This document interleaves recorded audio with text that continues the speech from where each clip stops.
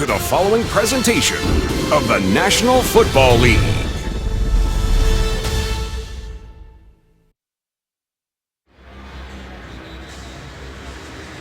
There's Jacksonville head coach Gus Bradley, now in his 4th season as the head man for the Jaguars. And on the other side of the field, a guy who used to be the head man here in Jacksonville, and that's Jack Del Rio. 9 seasons and 2 playoffs in his tenure as head coach of the Jaguars. Let's go down to Jamie. That is correct, Greg. When Jack Del Rio put that head coaching headset on for the first time in his career, it was on these sidelines in Jacksonville. Like you said, took the team to 2 postseason appearances, and this game is his first game back. Now, while it might be his natural inclination to treat this like any other opponent, he did say the questions this week leading up to his return did cause for some reflection, calling these 9 years great, and the fact that he raised his kids here in Jacksonville makes him appreciate the city even more. Now, not often does he get to see his son Luke, who's a quarterback at University of Florida, but he's in Gainesville. So last night, the two were able to have dinner.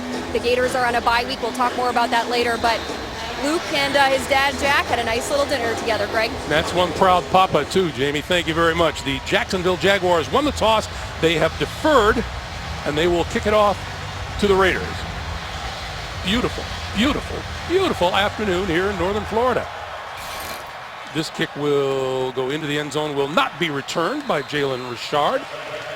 And so we'll start at the 25-yard line, and that means Raiders quarterback Derek Carr, selected in the 2nd round of the 2014 draft, trying to take the Raiders back to the postseason promised land. 12 touchdown passes against 3 picks. Trent, he's coming along nicely, I think, as the Raiders would say. You know, and you talk to the guys on the team and the coaches on the team, and they can't say enough about his leadership. Yes, he has great skills. We've talked about that here in the open, his ability to throw the ball all over the field, the decision-making, but it's his leadership that's making a difference in the locker room.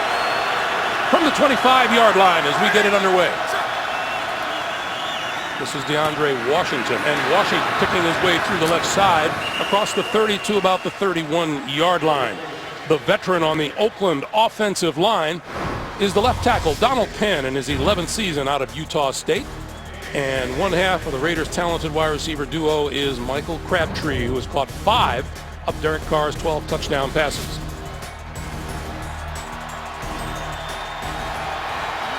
Six yards on the pickup by Washington. It'll be 2nd and 4, and Washington the lone back behind Carr.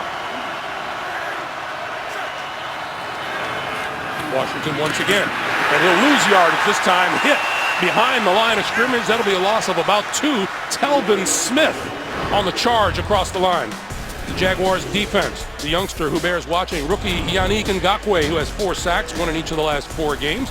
The rookie at 2nd round pick, Miles Jack out of UCLA, starts at linebacker. And the rookie to watch in the Jacksonville secondary is Jalen Ramsey, the number 1 pick out of Florida State. Lost 2 on the play, 3rd and 6.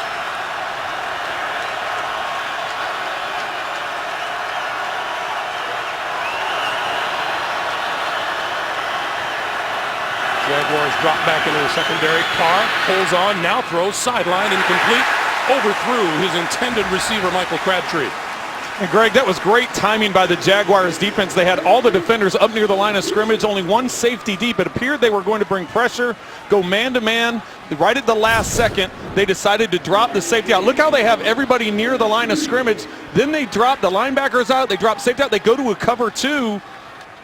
So if you change the play at the line of scrimmage, by the time they made that late adjustment, you didn't have enough time to change it into something else. So good timing on their switch up there by the Jaguars defense. Marquette King punts it away to Rashad Green. And Green, this is returnable from about the 13-yard line. Across the 20 out to about the 22. So that's where Jacksonville will get it started. And Jaguars quarterback Blake Bortles selected in the 1st round of the 2014 draft. 35 touchdown passes a season ago, 8 so far this year throwing, and he has rushed for another. He's not quite on the same path Derek Carr has been, but the Jaguars like the improvement they've seen. They do like the improvement in the fact that he has the young talent around him. Allen Robinson, Allen Hurns, all of them, including Bortles, just in their 3rd year. So they have high expectations for this group moving forward. TJ Yeldon, the only back behind Blake Bortles on 1st down. And Bortles, short drop, pulls it down, now throws, and that is tipped and incomplete. Intended for the tight end, Julius Thomas. Up front for Jacksonville, left tackle Kelvin Beachum.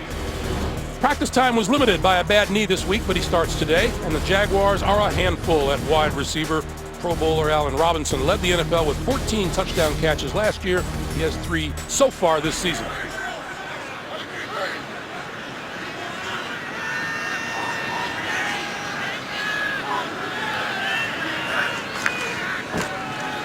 This is Yeldon.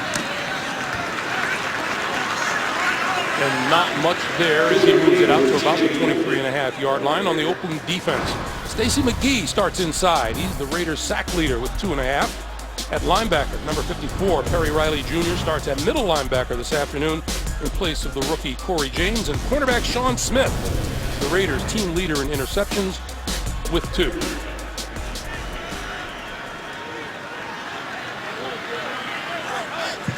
Jacksonville not very successful on offensive possessions for the first time in a game this season. No opening drive touchdowns the last 19 games, in fact. This is 3rd and 8. Bortles with time. Lots of time, and over the middle, and he threw it behind his intended receiver at the 40-yard line, and that was Allen Robinson.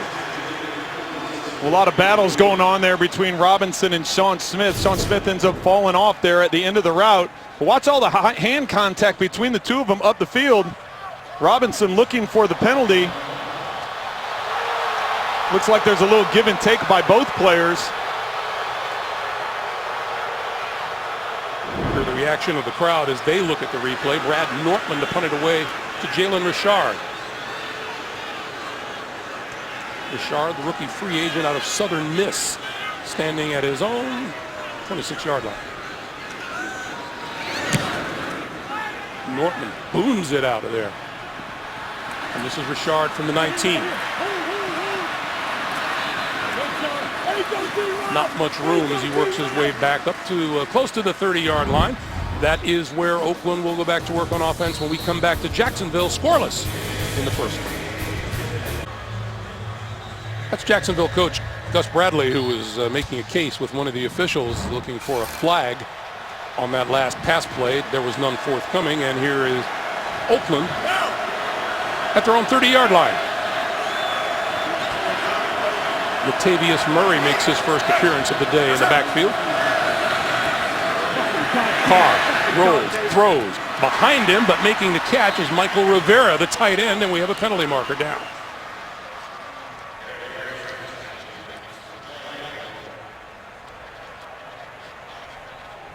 Our referee today is Jeff Triplett. Offside. Defense, number 56, lined up in the neutral zone. That penalty is declined. The result of the play is first down. That's Dante Fowler guilty of the penalty. You're going to watch Audric on the end of the line here. He doesn't bite for the fake. He comes off. He's there waiting for Carr as he comes out on the bootleg. He reads it right away. The problem is Rivera, working from the backside, is able to get open, and Carr with a somewhat accurate throw. Nice catch by Rivera, a little bit on his back hip. He's in the zone. Carr to this sideline, and that misses connections with Crabtree. Let's talk about your keys for the day.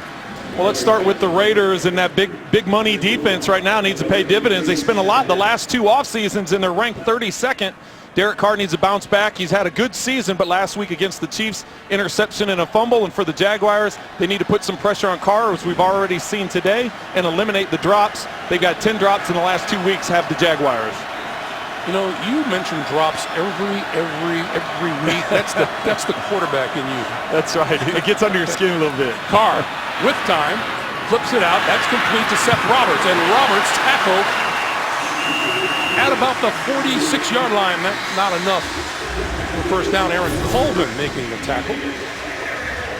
You'll watch Carr. He's looking out to his left, trying to get the ball up the field, but he just goes underneath to Roberts, and great open field tackle by Colvin. You'll see him coming in from the deep secondary, knocking out Roberts' legs and not allowing him to get to the first down. Colvin back in action for Jacksonville after a 4-game suspension for violation of the league's performance-enhancing drug policy.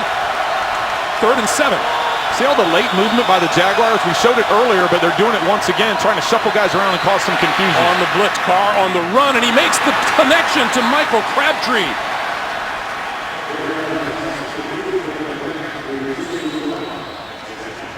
That's It's a nice job of throwing on the run by Derek Carr. It is, and he recognizes that he doesn't have anybody over to his left to block Colvin as he's coming with safety pressure, and that time there, Amukamara coming up and making the tackle. That ball floated in the air. I tell you what, I was sitting up here in the box, I said, man, with it floating that much, you usually see a defensive back undercut it, but Crabtree came back to the football and was able to have the distance to get the first down. Good for 11 yards and a first down at the Jacksonville 43, and we have movement up front and flags all over the field.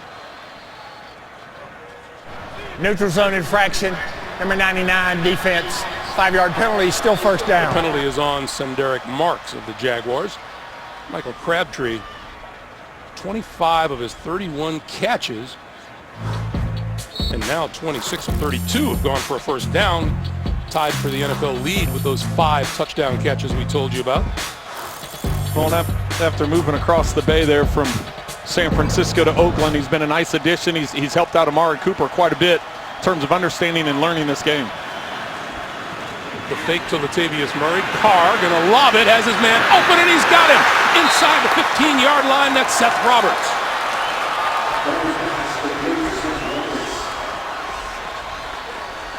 Roberts working himself open, going against Cyprian, the safety.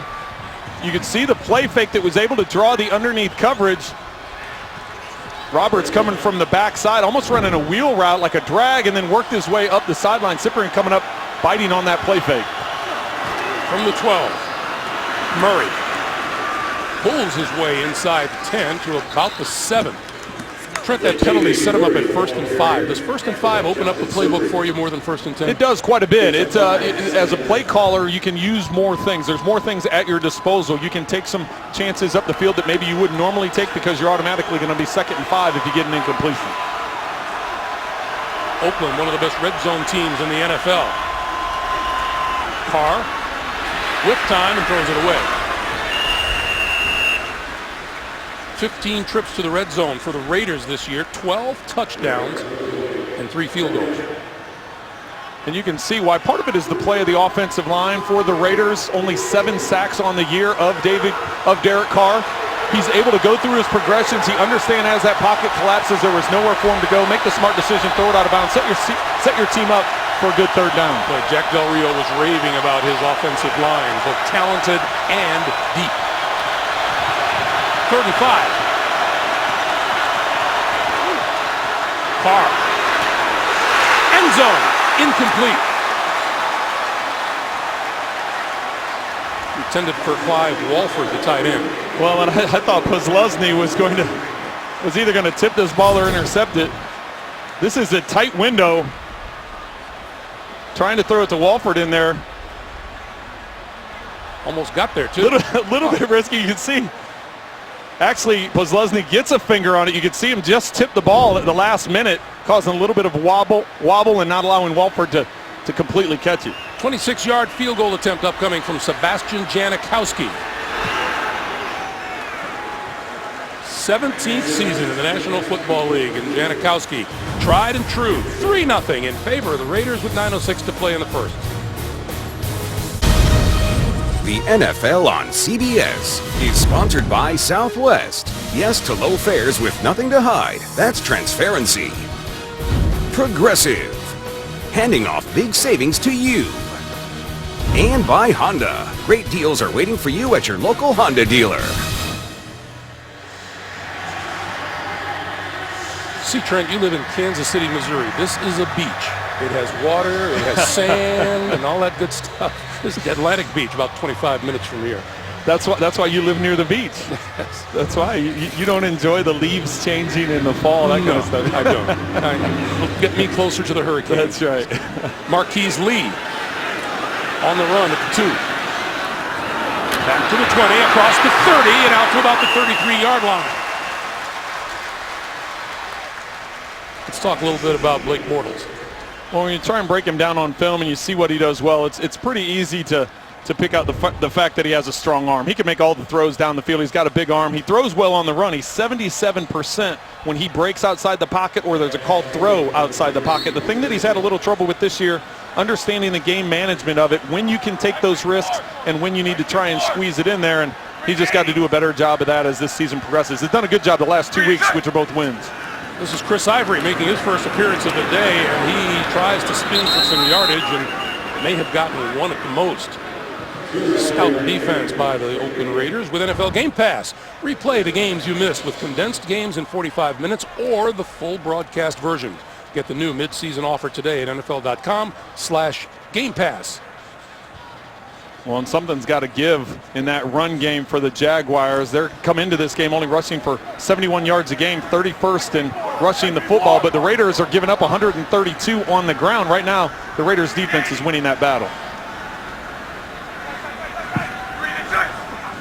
Bortles to throw on 2nd and 9. Has time. Crossing pattern and penalty markers fly. This is Marquise Lee, and Lee out close to the 43-yard line, but let's check the penalty.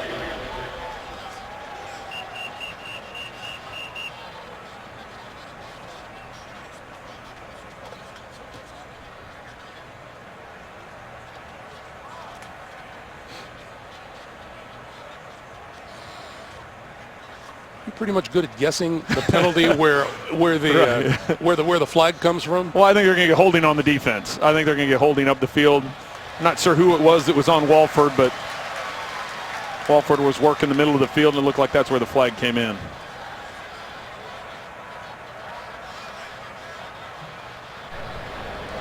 Holding, number 53 defense. That 5-yard penalty to be enforced results in an automatic first down. So Malcolm Smith is guilty of the hold, and it's a first down for Jacksonville. Let's take another look. Well, and this is going to be, that's going to be Malcolm Smith there, and you see Walford coming up the field. That's where I believe the hold takes place. You can see as he's cupping him around with his hand, that's where the flag comes in. Oakland's 53rd penalty of this season. That is the most in the NFL.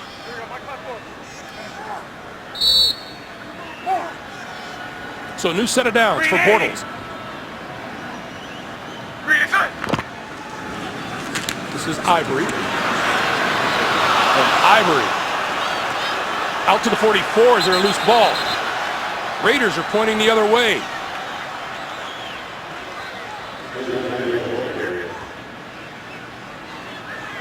And they're having a tough time unstacking him. Still no indication yet from the officials.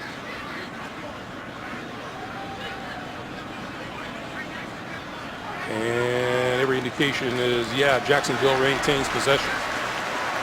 And Greg, just to make fun of myself, I think I said that Walford and Malcolm Smith, Walford obviously is the tight end for the Raiders, so that was Mercedes Lewis that the holding call Malcolm Smith was holding on. So here's the fumble that just took place with Chris Ivory. See, the ball clearly comes out before the knees come down. Perry Riley Jr. has a chance to get that ball, but Ivory was able to bring it back in. 2nd and 4. Give it once again, this time to T.J. Yeldon. And Yeldon brought to a stop just as he crossed the 45-yard line. If you ever run into Trent Green in the airport, ask him about some of the unspeakable things that happen at the bottom of a pile. You know, now with more cameras, it's less of it goes on. But here we take a look at, we talked about the rush offense for the Jaguars, and 71 yards a game, only 3.3 per carry. That makes it tough to establish any kind of play-action passing game where you can get the big plays down the field, and that's what's been missing for the Jaguars this season. And here's Jacksonville on 3rd down. They are the worst in the league on 3rd down, converting 3rd down situations. Bortles with time, with lots of time. On the move, going to run for it, and gets the first down, and then some, out of bounds at about the 38 or 37-yard line. Well, that's something that gets overlooked with Blake Bortles because of his size and his pocket presence and his arm. He has good mobility for his size. He works through the progressions, doesn't force it downfield. You can see he's trying to pick up Marcus Lee underneath for the first down. And now we have a late flag in the middle of the field. 5-yard penalty at the end of the run. Automatic first down. So Jeff Triplett calls a hole on the Raiders defense, and they're going to move it even further. Line of scrimmage will be the 32. Well, and that's maybe why with that man-to-man coverage he wasn't able to get anybody open. But good decision by Bortles, not forcing it, taking off and run where he had the space to the sideline. 17-yard run by Bortles, and the other 5 for the hold. Yeldon in the backfield. Bortles to throw. Time again, and overthrows his intended receiver, Julius Thomas. Update time back at the NFL Today. JD. Andrew Luck trying to turn things around. Yes, he does, and he goes to the old vet. Frank Gore for the 3-yard touchdown. That caps a 10-play, 72-yard drive. 7-6, Indy's up. You said old vet. I thought you were talking about Greg and me, huh? Back to Greg Gumbel. Thanks for standing up for me, JB. He did stand up for me, didn't he? You see how he said it? He put himself in there, but he you know he didn't mean it. Right. He really didn't mean it. On 2nd and 10. Running to the near side is Bortles, and Bortles out of bounds close to the 20. Let's see if he has enough for the first down. They will mark him out at about the 21, and that is good for a first down. When you're going to see this is a called run. He has a lead blocker coming around. Aurelius Ben is in at the wide receiver spot. He works behind the line of scrimmage. Watch Ben come out in front. He's out there to seal the edge. Bruce Irving bites on the fake, and Bortles able to get the first down. Bortles 2 for 28 running the football so far. From the shotgun. Running out of time. Hit from behind. Is that a loose football? His arm was coming forward. Jeff Triplett comes in and calls it an incomplete pass. Even gives us a little sidearm sling to prove his point a little bit. Bruce Irvin appeared to be the Raider to get to him. Right there, number 51. Bortles was lucky to get his arm moving forward. Yeah, he was getting hit before that arm started forward, but he was able to get enough on it to make that an incomplete pass. Bortles looking out to his left initially, trying to find Robinson, but great shot there of his arm coming forward. Bortles, the running back, is doing much better than Bortles, the passer. He's 0 for 4 throwing. There's a completion, but this isn't going to go anywhere to Rashad Green. Well, and Irvin was like, you fooled me on it once with the run. That time you're not going to fool me. And as a right-handed quarterback going to your left to be able to turn your shoulders and get the ball out that quick. Greg Olsen, the offensive coordinator for the Jaguars, was with Oakland for a couple of seasons, knows both these quarterbacks, had Derek Carr his rookie year, and now with Bortles for the last 2 seasons. And Bortles looking at a 3rd and 7. And needs to call a timeout. Timeout. With the play clock running down. Jacksonville, their first, it's a 30-second timeout. So 4:46 to play, and they'll talk about it on the sideline. Let's go down to Jamie. Greg, I spoke with offensive coordinator Greg Olsen before this game. Now, he overlaps with both Derek Carr and Blake Bortles in his career, making stops in Oakland and now Jacksonville. And really, when you talk about the commonalities between these two quarterbacks, he said it's their competitive nature, their preparedness, and the upside they have in this league. But you can see the physical differences between these two. Now, Bortles and Carr do have a relationship as well, and Carr made sure to text Blake when Greg Olsen got that job to make sure he knew he was in good hands. Yeah, in fact, thank you, Jamie. In fact, Derek Carr made it clear he stays in touch with a lot of people during the week. Got to know a lot of those guys during the draft process, the combine process. Big 3rd down here for the Jaguars. With time, throwing for the corner of the end zone, up in the air, and intercepted by David Amerson. His 2nd of the season. We'll take another look, but Trent, that never looked open. No, it was a matter of trying to force it up the field, and that's something that Blake has to overcome, and nice play by Amerson.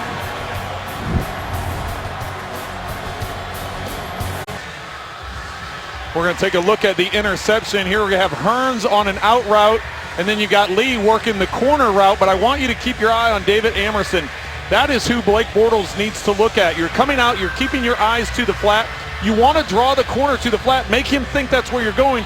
Then you can lay it up over the top. The problem is Robinson didn't take that, Hearns didn't take that route deep enough, so Amerson was able to see the eyes of Bortles, drift right back into it, and come up with the interception. Amerson's 2nd pick of the season. Bortles with his 51st turnover since he came into the league. That's the most in the NFL during that period of time. Derek Carr with time, throwing far side of the field. That is complete to Crabtree, and Crabtree out to about the 23. Back to New York, JB and Tony. Hey, Greg, KC at home. Yeah, right here you're going to see the quick throw to Spencer Ware. He's going to do the rest. He's going to take this 46 yards for the touchdown, breaking tackles all the way. Score is tied, 7-7. KC has won 8 straight at home. Back to Greg Gumbel. All right, guys, thank you. Kansas City on a roll coming off of that win against the Oakland Raiders a week ago. 2nd and 7. And this is Latavius Murray. Stood up at the 25-yard line by Paul Posluszny in his 10th season out of Penn State and maybe playing the best football of his career. It really is, and if you watch what he's been able to do this season and the fact that he has young linebackers that he's trying to teach and coach, you can see the intensity in his eyes, reading what's going on in front of him with the blocking scheme. He even admits he thinks with all the youth around him and the teaching mode that he's gotten into, it's rejuvenated him a little bit, and he feels like he's playing as well as he's played. Paul Posluszny out of Penn State, how good did he feel when he woke up this morning? Heck of a win by Penn State. Yeah, upsetting Ohio State last night. 3rd and 4. That pass is complete and enough for the first down across the 30, and once again, it is Michael Crabtree. It appeared that Amukamara either stumbled or slipped right at the top of the route for Crabtree. You see him stumble there just a little bit. That allowed Crabtree to catch the ball and had enough momentum to get it across the chains. Michael Crabtree, 3 catches for 20 yards on the day. And a first down as we come up on 2:45 to play here in the first quarter. Latavius Murray. And he nudges across the 35 to the 36. A reminder for you, tomorrow, TV's #1 new comedy now starts a half hour earlier. Don't miss special guest Ray Romano when he visits Kevin Can Wait tomorrow at 8, 7 Central, only CBS. It's interesting, Greg, here. We haven't even talked about Amari Cooper other than the open. He's been matched up with Jalen Ramsey. Haven't even looked Cooper's way so far today, and we're here nearing the end of the first quarter. 2nd and 5. Meanwhile, Murray, left side, penalty markers fly, and his forward progress will be about 39. Now let's check the flag. Offside, 56. Defense lined up in the neutral zone. 5-yard penalty. Still 2nd down. Second time today for Dante Fowler. You know, I asked Derek Carr when we met with him yesterday, just because a guy has a reputation as Jalen Ramsey is getting as a quality cornerback, does that cause you to be cautious and steer away from him? And Derek Carr says you can't do that. You can't completely avoid him, but you definitely have to pick your spots, especially when you have a talent like Amari Cooper. You know that if you continually go there and that's the matchup you're going to have. Ramsey very long. You see he's got good reach, good speed. They talked about his speed, but it's his arms and his reach that he's able to make a lot of his plays. Carr gives it off to Murray, and Murray close to the 44-yard line. Minute and a half to play in the first.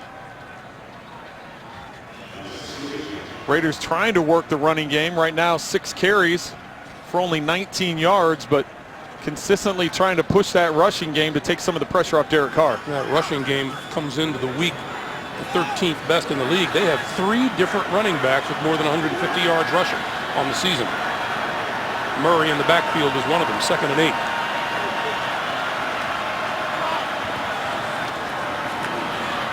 Carr stepping up, throws complete. Coming to the near side of the field is Amari Cooper, and he's knocked out of bounds just as he crosses the 45 at about the 46 or 47-yard line.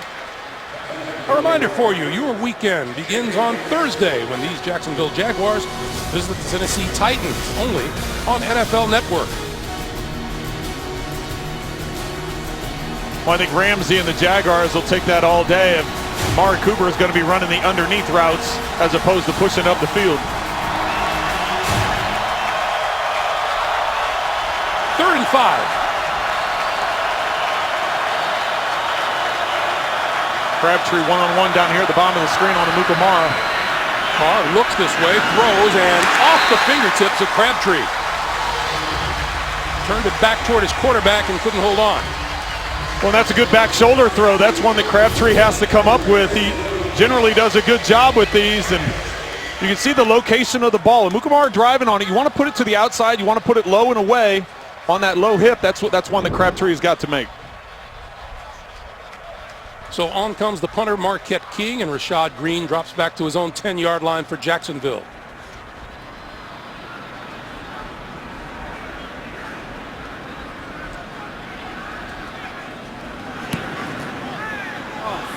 End-over-end line drive kick, and off the hands of Green, covered down inside the 20-yard line. Looks like Oakland may have it. Yeah, they do.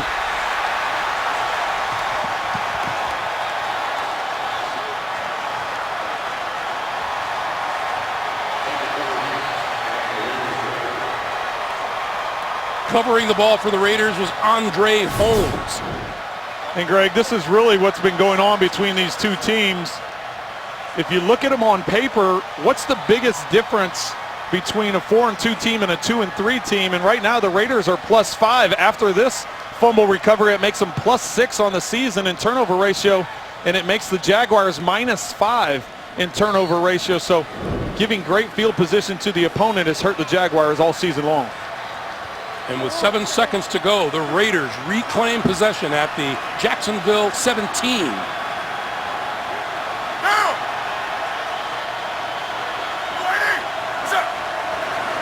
Carr with time over the middle and complete. Intended for Murray out of the backfield. It'll be 2nd and 10 with 2 seconds to play. Well, and how many times have you and I talked about this, Greg? This is making me nervous up here. You're throwing over the middle on a late check down, and you're throwing it high, and it gets tipped up in the middle of the field. 9 times out of 10, that's going to be intercepted. Raiders very fortunate. Takes you back to your quarterback days. We lose all the oxygen in the booth when you go. Exactly.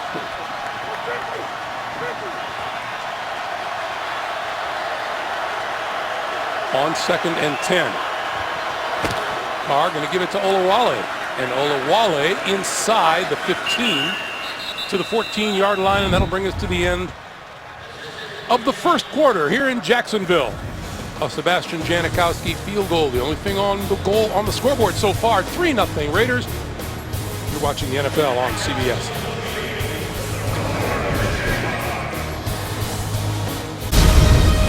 The NFL on CBS is sponsored by McDonald's.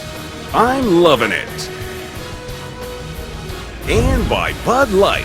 Make the right call. Drink responsibly.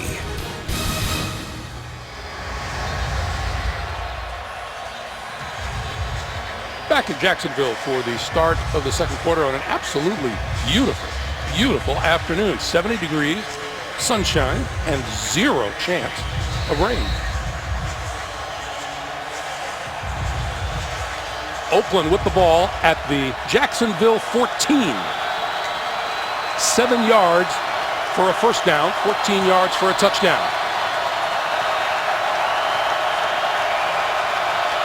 Latavius Murray in the backfield alongside Derek Carr. And Carr to throw. End zone. Incomplete. Intended for Seth Roberts. It'll be 4th and 7, and here comes Janikowski. Seth Roberts lined up in what will be Carr's left slot, right side of the screen for us, just running a seam route up the numbers.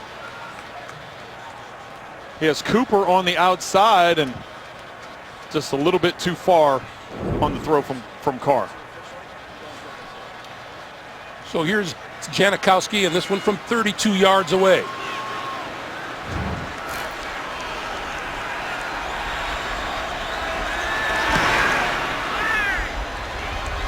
The man is a machine, isn't he? And has been for a long time in the National Football League. 14:55 to play in the first half.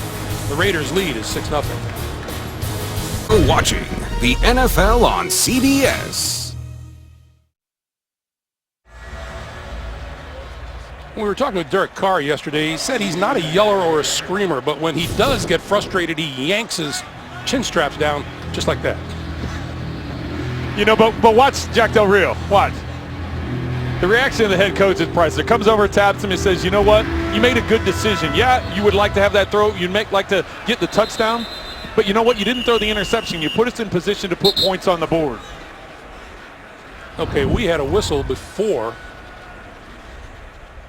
the kick because that was hardly a typical Sebastian Janikowski boot. Nobody for Jacksonville moved, and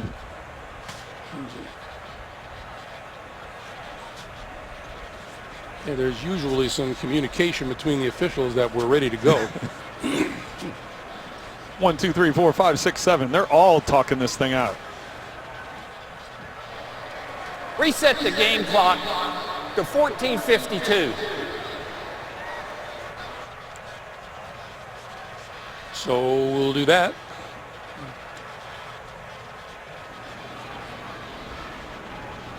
And we'll redo this.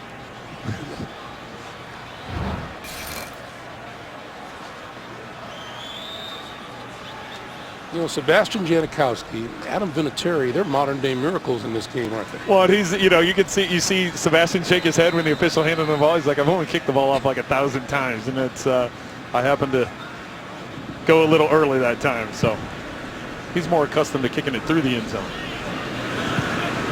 Oh, he's going to keep this one low and bounce it, and it's taken at about the 7-yard line, brought back to the 15 and out of bounds at about the 20 by Aurelius Ben, the wide receiver who caught the game-winning touchdown at Chicago a week ago. We have a late penalty flag down.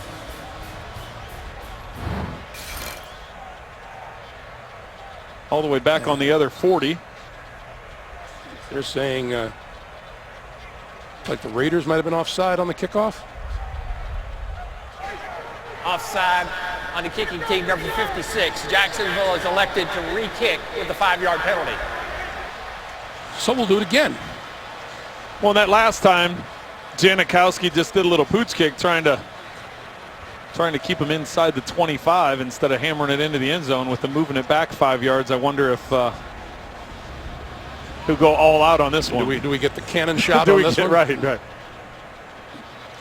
The sonic boom that we can hear. You know, every once in a while you see a player who might have been offside. It looked like it was a team effort that time. Yeah.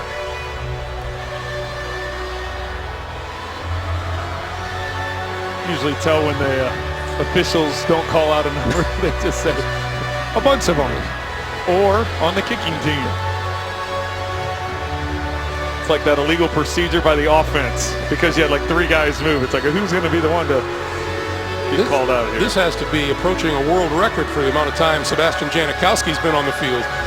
Well, and you have to think right now, Jacksonville feels pretty good. They're -2 in turnover ratio, and they're only down 6. And he still drives this one into the end zone, and it's not going to come out. So the touchback will put it at the 25-yard line, and number 11, he came up with the cannon shot. Well, after those special teams drills, we're starting at the Jacksonville 25-yard line. Blake Bortles and the Jaguars down 6-0 to Oakland. And he'll start out by spreading the field, 5 wide receivers. Good protection, going deep. Little hand fighting as penalty markers fly. Pass intended for Allen Robinson, and Emerson was covering.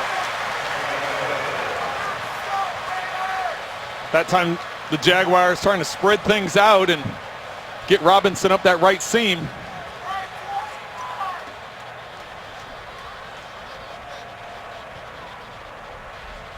See that right arm of Emerson reaching out and hooking that left arm of Robinson. Pretty easy call for the officials. On the play prior to the pass. Holding, number 29 defense. That penalty's declined.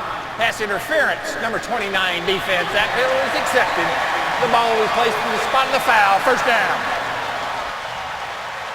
Trent, does a cornerback reach out and grab someone in the hopes that it won't be seen?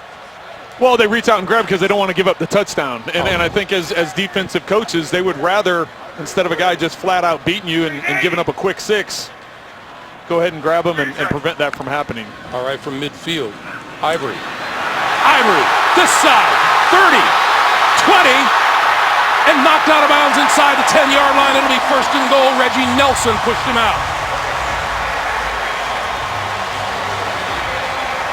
43-yard pickup. Well, and Jack Del Rio talked to us about it. He said they're going to, defensively, they have a lot of good plays. The problem is the big plays. He said, we played solid all year. It's just a play here or there that gives up the big play. And prior to that play, prior to these last two plays, the defense had been playing outstanding. Jaguars only 41 yards in the first quarter. Now all of a sudden they've moved the whole field in two plays. Of course, the penalty helped with one in the big run that just happened. Adjusted to a 42-yard gain. First and goal.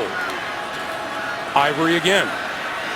And looks like Ivory's going to lose a yard on this play back to the 9.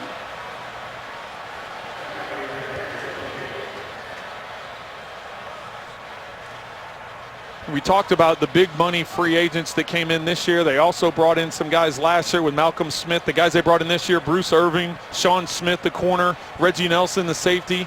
So they brought in some guys, and you're expecting better performance right away. The thing is it takes some time to get used to new teammates, new calls, getting adjusted. And Jack Del Rio, as I mentioned, the team is close, just giving up too many big plays. We have a timeout called on the field by the Raiders, I believe.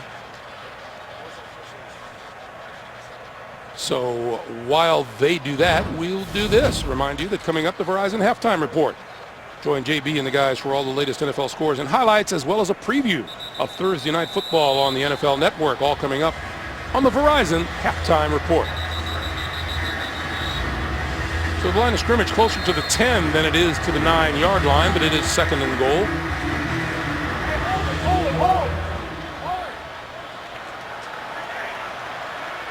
Bortles again spreads the field. And a lob it to the end zone. It is incomplete. Julius Thomas, the intended receiver. It'll be third and goal. Well, and that's one of the areas that Blake Bortles talked to us about, trying to get Julius Thomas more involved coming into this game. Only 13 catches on the season. Matched up one-on-one on the rookie Carl Joseph. It's a size advantage for the Jaguars, just missed on the throw. Not a sparkling afternoon for Blake Bortles. 1 out of 7 throwing the football for 3 yards and an interception. And he'll throw it here on the quick slant. Forward progress be marked at about the 5, but that's it. Allen Robinson with the catch, and that'll bring the field goal unit onto the field. And I know the fans here in Jacksonville aren't real happy with that play call, but protect the football, get some points on the board. You have to take advantage of this drive. The previous play was the down to get it into the end zone. That didn't work. They didn't get the connection. So on third down, with the Raiders bringing pressure, there's a side adjustment. You just get the ball out of your hands, make it a plus play, and put yourself in position to get some points. Bortles can use all the plus plays he can manage. Jason Myers with a 23-yard field goal, and Jacksonville is on the board. 12:38 to play in the first half. 6-3 Oakland. That's defensive lineman Stacy McGee of the Raiders headed to the locker room. We'll see if we can find out what's up with him. 12:38 to play in the first half. And Jason Myers, who just booted the 23-yard field goal, getting set to kick it away to Jalen Richard.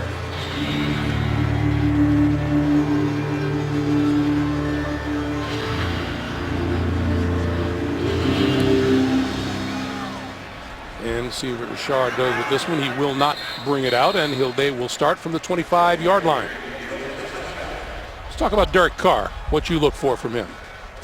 Well, the first thing is he's good against the blitz, and that's why teams don't bring a lot of pressure. For Jacksonville, they don't like bringing a lot of blitz. It's mainly they're down 4, but Derek Carr completing 76% against blitz pressure. Throws the deep ball well. He does a nice job with that. If you look at how many times he throws it down the field, obviously those dynamic receivers he has. And then sometimes the only negative you can really say is he trusts his arm too much. Sometimes he gets outside the pocket and he tries making a throw when you feel like you can make every throw. Sometimes you try squeezing it in there a little too much. Hard to find anything, a whole lot of negative talk with Derek Carr. He's having such a productive season this year and, of course, last year. Here comes the end around, and this is Johnny Holton, and Holton with blockers in front of him and lots of running room. across midfield and into Jacksonville territory for a first down, shoved out of bounds by Jonathan Cyprien. He'll be marked out at about the 46-yard line. That's a 29-yard pickup. Well, this is just going to be a fear. You're going to peel back around and come around on it. Just the play fake here. You want to get the defense flowing. That's what the Raiders do. They do the play fake out to the left, and they flip it around. Got a couple blockers out in front. Jaguars very lucky that that didn't end up in a touchdown. First down very quickly now. The Raiders in Jacksonville territory. This is DeAndre Washington, and Washington ducks inside the 45, fights his way to about the 41. Update time. JB, Tony Gonzalez back in New York. Andrew Luck doing his part. Yes, he is. He's having himself a fine day so far. This pretty ball goes to T.Y. Hilton for 37 yards in the touchdown. 7 of 11, 130 yards for Andrew Luck so far. 14-6, Indy up over Tennessee. Back to Greg Gumbel.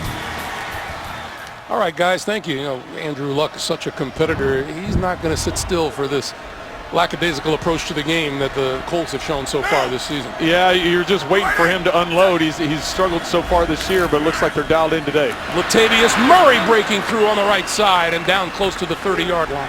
That's another first down for Oakland. Well, for the Raiders offense, it's nice to have Latavius Murray back. He's missed some games due to injury, and Raiders have a lot of success running to the left side of the offensive line. That time everything collapsed and Murray's able to cut it back. 3 rushing touchdowns on the season for Latavius Murray, over 4 yards per carry. You can see averaging almost 5 yards a carry here today. Washington and Olawale. Carr to throw. Shortland dodging a tackler is DeAndre Washington, and Washington to about the 26-yard line. Let's go down to Jamie. Greg, we saw Stacey McGee walk off to the locker room for the Raiders. He started at D tackle today for Oakland. He is questionable to return with an ankle injury. All right, Jamie, thank you very much.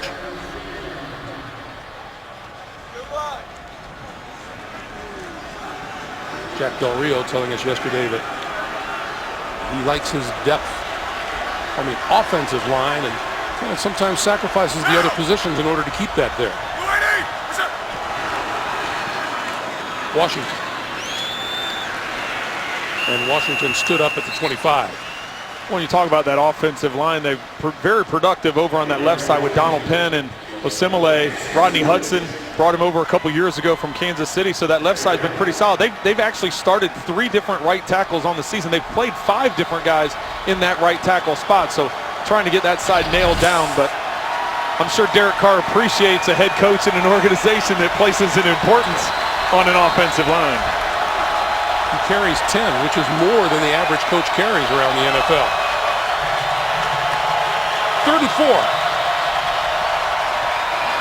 Olawale looking for running room and finding it, dipping inside the 20 to the 18-yard line, and that'll be a first down for the Raiders.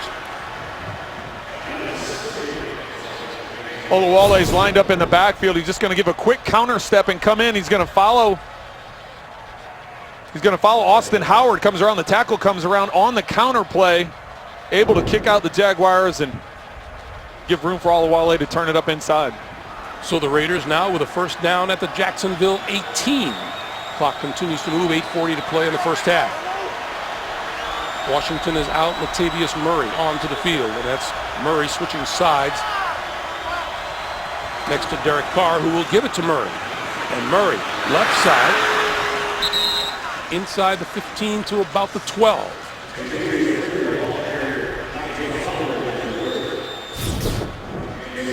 Latavius. I'm sorry, Trent. No, I was just going to say, talk about his patience there. He comes around, he has a lead blocker, trying to allow him to set it up. Gabe Jackson comes around on the counter play where he's working across in the backfield, and you see the rushing comparisons there. Jacksonville, the majority of that coming on the one big run by Chris Ivory. So now it's Murray and Olawale in the backfield. Latavius Murray bouncing off of tackles, trying to turn it upfield and get as far as maybe the 11th. the 11-yard line. Latavius Murray, I was going to say, he's been such a promising runner for so long, but the injury bug has always had something to do with him. And even now, he's just back after missing the last 2 weeks with a turf toe. Well, and that's the thing. You see a big, strong running back, and as you said, when he's healthy, he's very good. He reminds me a lot of McFadden, who they had there for several years. When McFadden was healthy, he was a productive back. It's a matter of staying healthy. So Latavius Murray helps out this offense a lot when he's on the field and able to be healthy. Big third down here for the Jacksonville defense.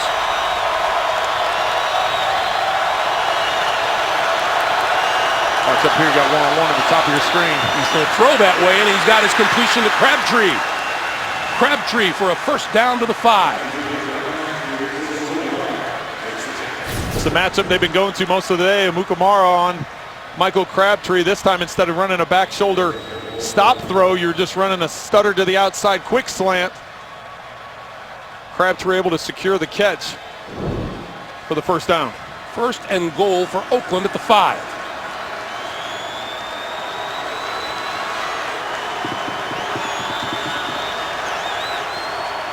Carr will go under center now with Olawale, the only back behind him. And he'll get the handoff to about the 3, maybe the 2. We'll see where they spot it. Paul Posluszny making the stop. One with Latavius Murray having the injuries and not being able to be there for the Raiders in the red zone throughout most of the season. He leads the team with 3 rushing touchdowns, but Olawale picking up the slack. Doesn't get the football a lot, but down in the red zone he does. He has 2 rushing touchdowns on the season. How about this ground game for the Raiders? 8 rushes on this 10-play drive.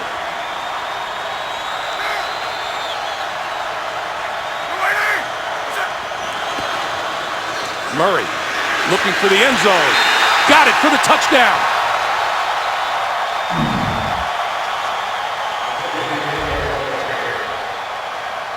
And it's that left side of the line again.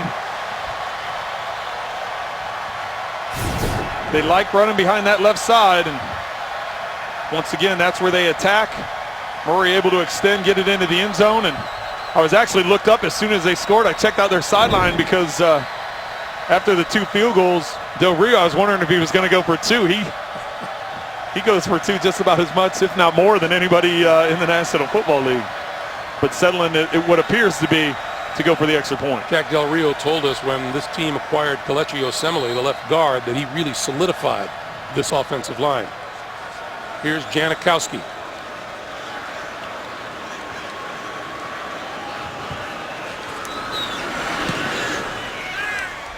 Like clockwork.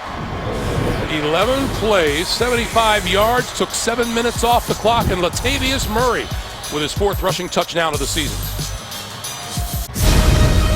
The NFL on CBS is sponsored by Touch of Gray for that perfect salt and pepper look. Verizon. Welcome to Verizon LTE Advanced, the next-gen network. And by Intel. Upgrade to a new PC with powerful performance.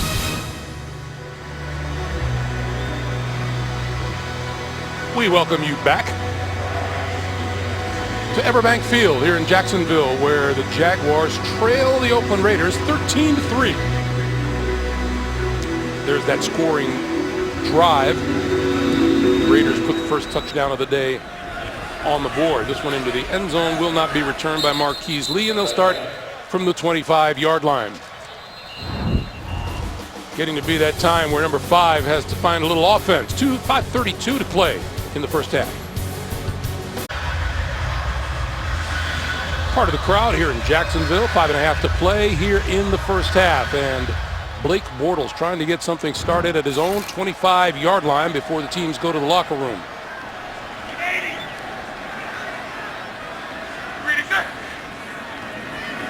Bortles still with the ball. Now pulls it down and got to get rid of it and threw it away. It'll be 2nd and 10. How is Blake Bortles looking today, Trent? Well, he's been struggling, and it goes without saying. Right now he's sitting 2 for 9, this time under pressure by Irving, trying to work through his progressions. Interception in the corner of the end zone after staring down Lee. Emerson falling off on it, and here having Julius Thomas to the corner in a great matchup. size matchup, just missing the throw. And an Oakland Raider defense, as you see T.J. Yeldon looking for running room and getting himself a first down and then some out of bounds. But a Raider defense that is dead last in the NFL in pass defense, and Bortles has managed just 8-yard throwing. Well, and that's why Jack Del Rio told us there wasn't a lot of panic. He said, listen, we understand the media's perception and we understand the numbers. We're last in pass defense, we're last in defense, but he feels like his defense is better than that. He feels like they have some good players on that side. It's just a matter of all coming together, and so far today they have been. Bortles with time, has a man open and underthrew it, and it bounced off the defender, incomplete. Mercedes Lewis, the intended receiver, and Malcolm Smith defending. Looked like he needed to lead him a bit more, Trent. Yeah, he threw this too far back, and Lewis actually has a step on Malcolm Smith. If you get that to the outside, it's going to be a completion. See Lewis coming back for it, just goes off the helmet of Malcolm Smith. Fortunately for the Jaguars, it's not intercepted. 2nd and 10. Bortles to the sideline. That is complete, and out of bounds across the 45 is Julius Thomas. It'll be 3rd and about 3. Well, and you can see the Jaguars, even though that ball went out of bounds, they're trying to go with an up-tempo, trying to change things up a little bit. Gus Bradley talked to us a week ago in Chicago. They changed the tempo up a little bit. Hopefully that can get Blake Bortles into a rhythm. As you look at his last 10 throws, they got that key interception and only 3 of 10 for 15 yards. And we get a whistle and a timeout here. Timeout called by Oakland. Their second. So they use their second here in the first half, and we take a break. And coming back to Jacksonville with 4:14 to play. The NFL on CBS is sponsored by Geico. 15 minutes could save you 15% or more on car insurance. And by AutoTrader. Find your perfect new, used, or certified car on AutoTrader.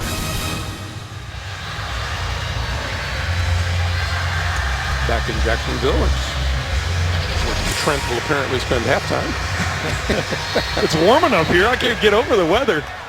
You know, we walked out of the hotel this morning, everybody was complaining about how cold it was, and I was like, well, how cold is it outside? They're like mid-50s. I was like, oh, you guys are spoiled. Come on, you can't tolerate that. 3rd and 3. Bortles over the middle, has his man, first down yardage and more for Marquise Lee.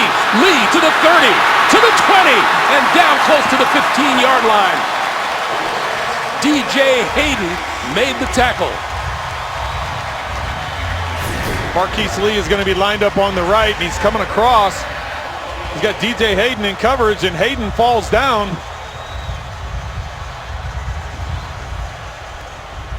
That's a 38-yard pickup, and Jacksonville now at the Oakland 15. 3:40 to play, and 2 timeouts. This is Yeldon. Yeldon for 2. And it'll be 2nd and 8. Well, that was a much-needed play for the Jaguars. Not getting anything going offensively. Up until that point, 3 of 11 in the passing game, only 15 yards, and in 1 completion, getting a 38-yard chunk. So you can see changing this tempo up has helped Bortles with his rhythm. Bortles going to go to this side of the field, and that's complete to Thomas, the tight end. And he is out of bounds at about the 8-yard line. So it'll be 3rd and about 3. Well, and that's a matchup they wanted. We talked about it earlier when they just missed the touchdown. Having Julius Thomas matched up on the rookie Carl Joseph in the slot. That time having Thomas lined up one-on-one on the outside. Reggie Nelson came running over the top right before the snap, just trying to give some help in case that was a fade route. They mark it at the 9, so it is 3rd and 4, and Bortles needs the 5-yard line for a first down. Bortles spins out of trouble. Penalty marker down in the backfield. Bortles on the run, diving for first down yardage, and he appears to have it, but let's check the flag. Holding, number 77, offense. 10-yard penalty, repeat 3rd down. That is left guard Patrick Omame. You see him line up right there at guard. Coming right through the middle. gets bull rushed and just reaches out and grabs him. Jihad Ward, the rookie out of Illinois, coming right through the middle. So instead of 1st and goal, and maybe without the penalty, Bortles doesn't get that far. Correct. It's 3rd and 14. And the clock continues to move. We're going to get a 2-minute warning before anything else happens here in Jacksonville. 2 minutes to play in the first half. When we come back, Bortles with a 3rd and 14 looking him in the eye. We're back in Jacksonville as the Jaguars go to work on 3rd and 14. Bortles under pressure, escapes, looking, throwing for the end zone, jump ball. And it's incomplete, and that'll bring on the field goal unit. Well, and that's the thing you have to be nervous about when you're 3rd and long, down in your own territory, not trying to force something. Raiders only rushing 4, dropping 7 into coverage, able to avoid the sack. You get outside the pocket. You see he scans the field real quick. Smart decision by Blake Bortles. As much as you want the touchdown, as much as you want to try forcing that in there, that's the smart play to make. Jason Myers from 37 yards out. He was good from 23, and he's good from 37. 1:49 to play. 3 more on the board for the Jaguars. It's 13-6 Raiders. Stacey McGee has reappeared on the field with 1:49. So Jason Myers set to kick it to the Raiders, who will get the football with 1 timeout remaining here in the first half.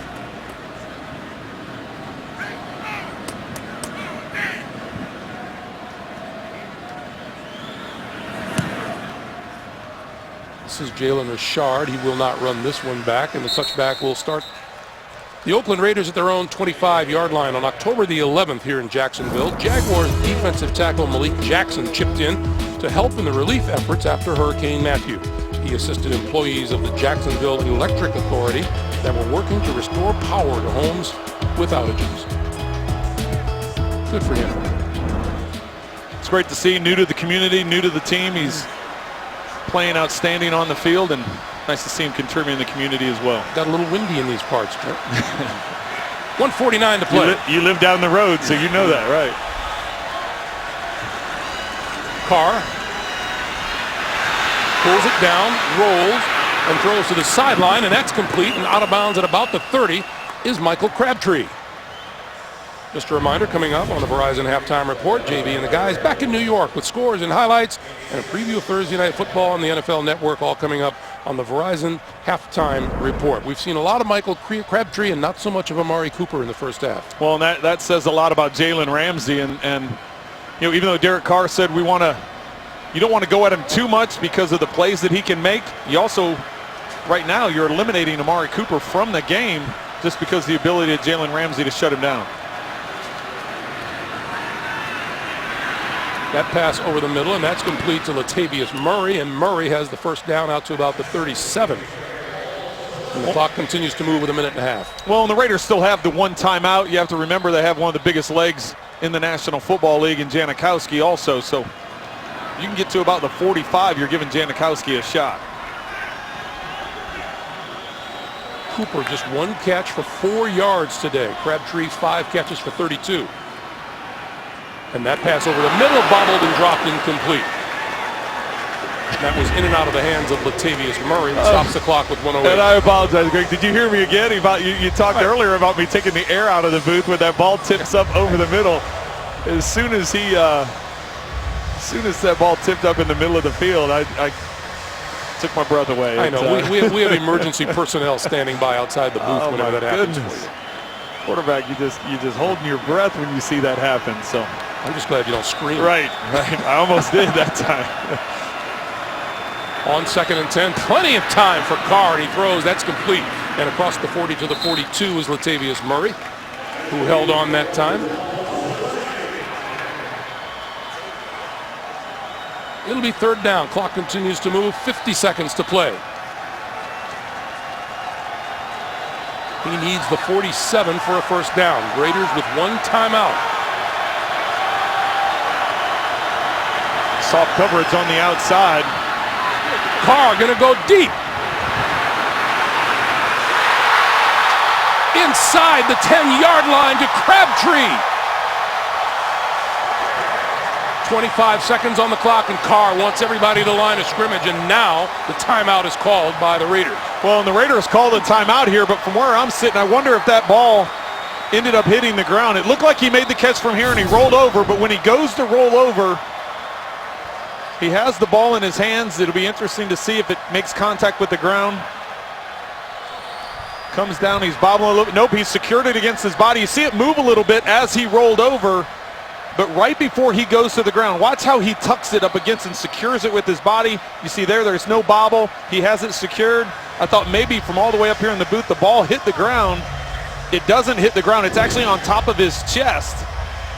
So when he rolls over, there's no ability for that ball to contact the ground, and even though it was wobbling once it came out, he finished the catch. And by the way, pretty nice throw by Derek Carr. 56 yards on the play.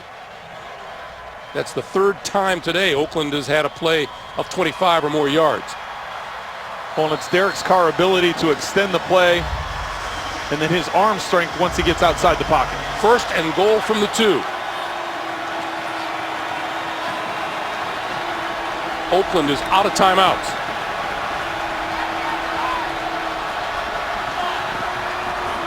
Carr going to throw for it. Looks right, throws left. It is caught, but out of bounds. Seth Roberts pulled it down in the very corner of the end zone.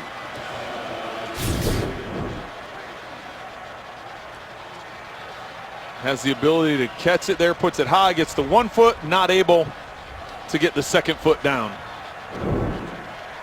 Second and goal with 20 seconds to play.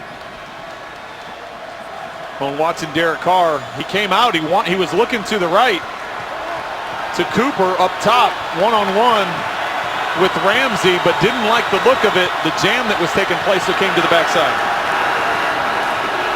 Carr gonna run it right up the middle, and now throw back of the end zone overthrew Amari Cooper, and a flag is down in the back of the end zone.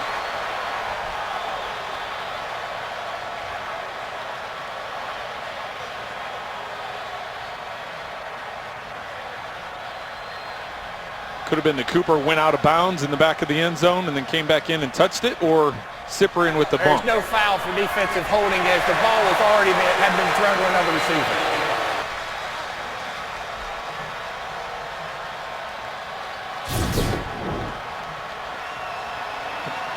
That's Jonathan Cyprian. You see Cyprian has his hands on Cooper, but the official put the flag away. Third and goal.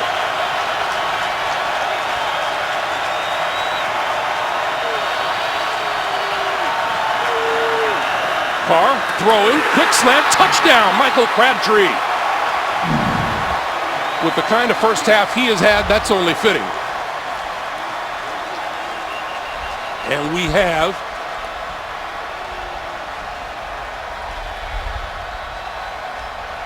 touchdown ruling on the field. And the officials are now looking at both Crabtree and Derek Carr. And Jeff Triplett talking. Well, and that's what they've been attacking all day, is that Crabtree and Mukamara combo. After the score, unsportsmanlike conduct. Number 15 of the offense, Furtzlash. A 15-yard penalty will be assessed on the kickoff. And that foul is the first of the type that can qualify for a disqualification.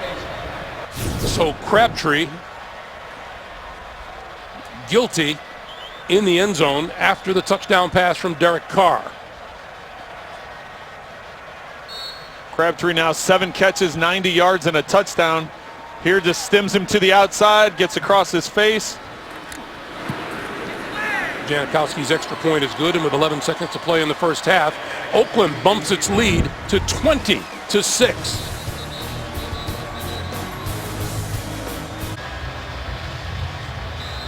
Here's the reason for the penalty, Brent. Watch this. He throws it up in the air, immediately goes with his right hand to the throat. That's what's called as a throat slash.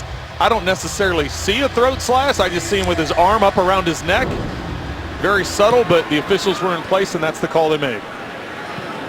Marquise Lee from inside his own 10-yard line and gets cut down as he crosses the 25-yard line. Well, I guess if there's one kicker in the league, it's not going to be affected by it. Janikowski, 15-yard penalty. He's like, okay, I guess I'll just kick it to the goal line. So, even if it's just a hint of a throat slash, it makes no sense to put yourself in peril to have another penalty called against you, and that's an automatic ejection, another personal foul penalty. Yes, and like I said, I didn't see a throat slash. I saw him after he flipped the ball in the air. Yes, his hand came near his throat. I didn't necessarily see a slash, but that's what they called, and you're right, Greg. It counts against him as that too unsportsmanlike ejection. So Crabtree's got to be careful what he does the rest of the game. So Jacksonville with a terrific drive and a field goal, and then the Raiders come back in a hurry. 20-6 is the score. We go down to Jamie. Coach, Blake Bortles 5 of 14. What has been your biggest hindrance on offense? Well, we came out with about 5 minutes left to go in the second quarter, tried to change the tempo, went no huddle, got down there, had a couple opportunities in the red zone. We got to turn those into more points. The Raiders have had a handful of explosive plays. How do you keep those in touch? Well, that big one right there. Third and medium, trying to get out the field, give our offense one more shot. Played aggressive, but we got to stay on top. Had some turnovers, kept them out of the end zone, but too many explosive plays. Thanks, Coach. Thank you. All right, Jamie, thank you, Coach. We come to the end of the first half. Raiders lead at 20-6. Back with the Verizon halftime report after this message and a word from your local station. You're watching the NFL on CBS.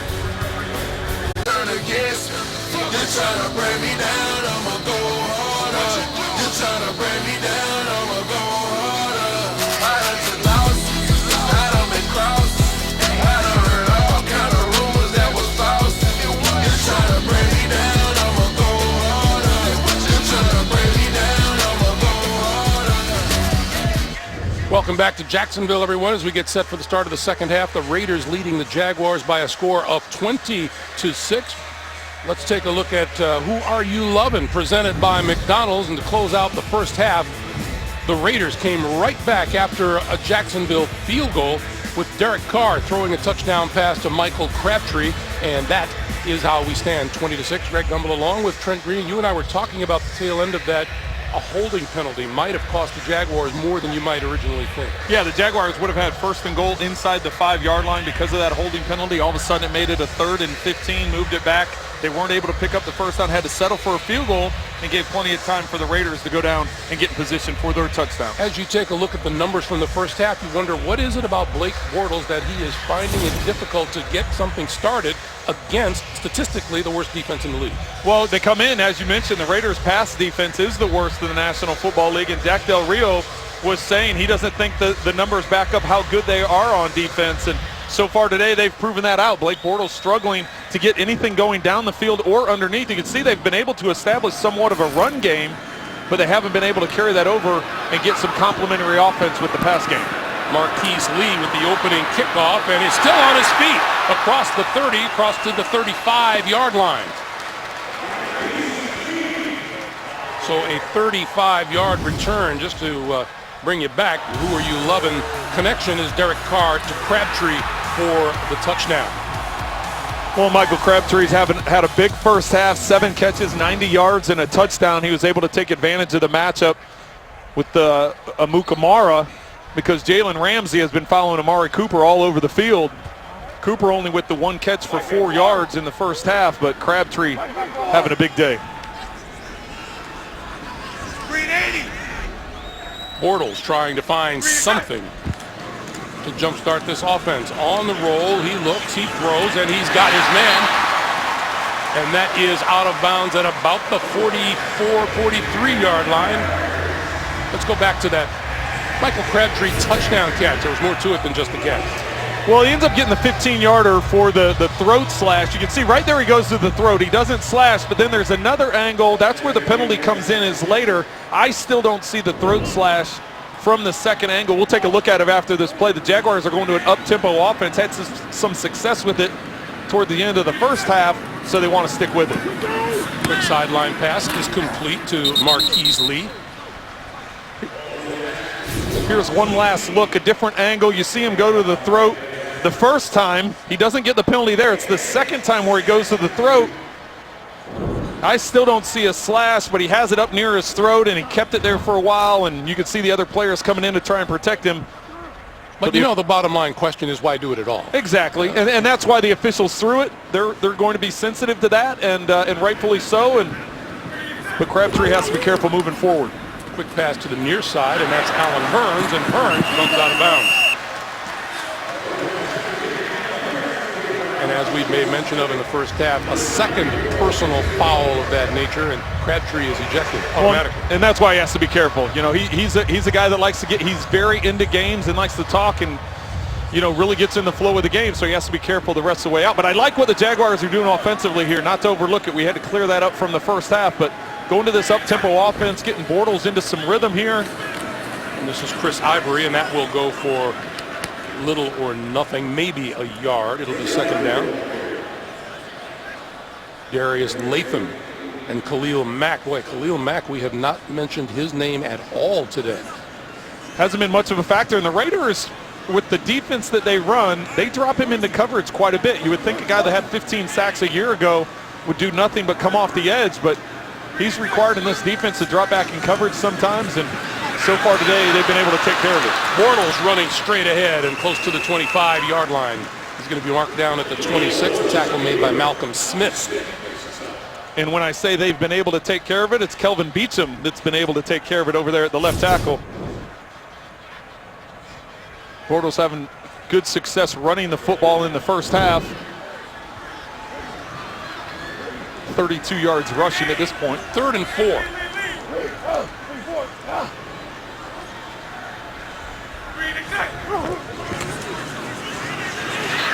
Going to throw and a little too hard and through the arms of Chris Ivory.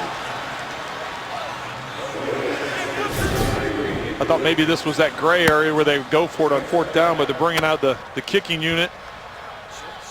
I asked you that question in the first half, and you said points on the board are really important right now. Points on the board are crucial, but right now, but so is momentum. This isn't into the red zone. Technically, it's not into the red zone because you have to be across the 20. In the first half, Jaguars were inside the 20 3 times, 1 interception, no touchdowns, 2 field goals. Myers from 44 yards out, and it is good. And as Gus Bradley told us going into the halftime, they have to start converting these drives into touchdowns. 20-9 Raiders. Jacksonville with the field goal. The Raiders with the lead, 20-9, 12-11 to play here in the third as Jason Myers gets set to kick it away to Jalen Richard.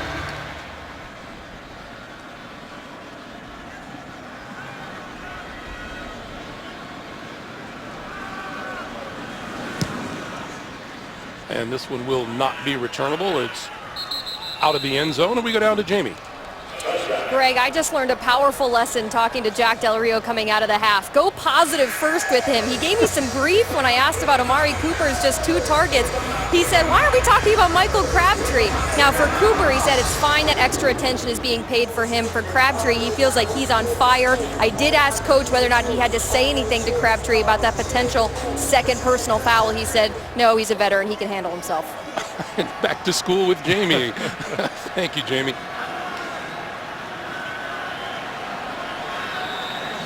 From the 25-yard line.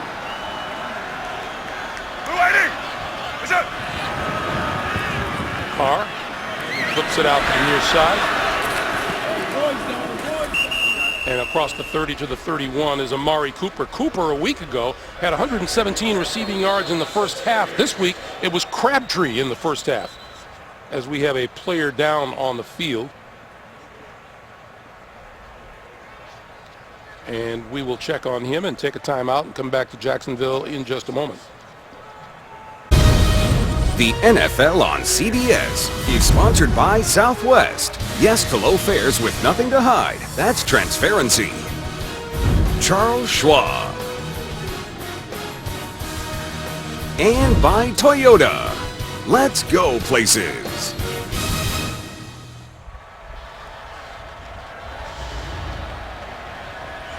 back in Jacksonville. 2nd and 4 for Oakland. The Raiders at their own 31.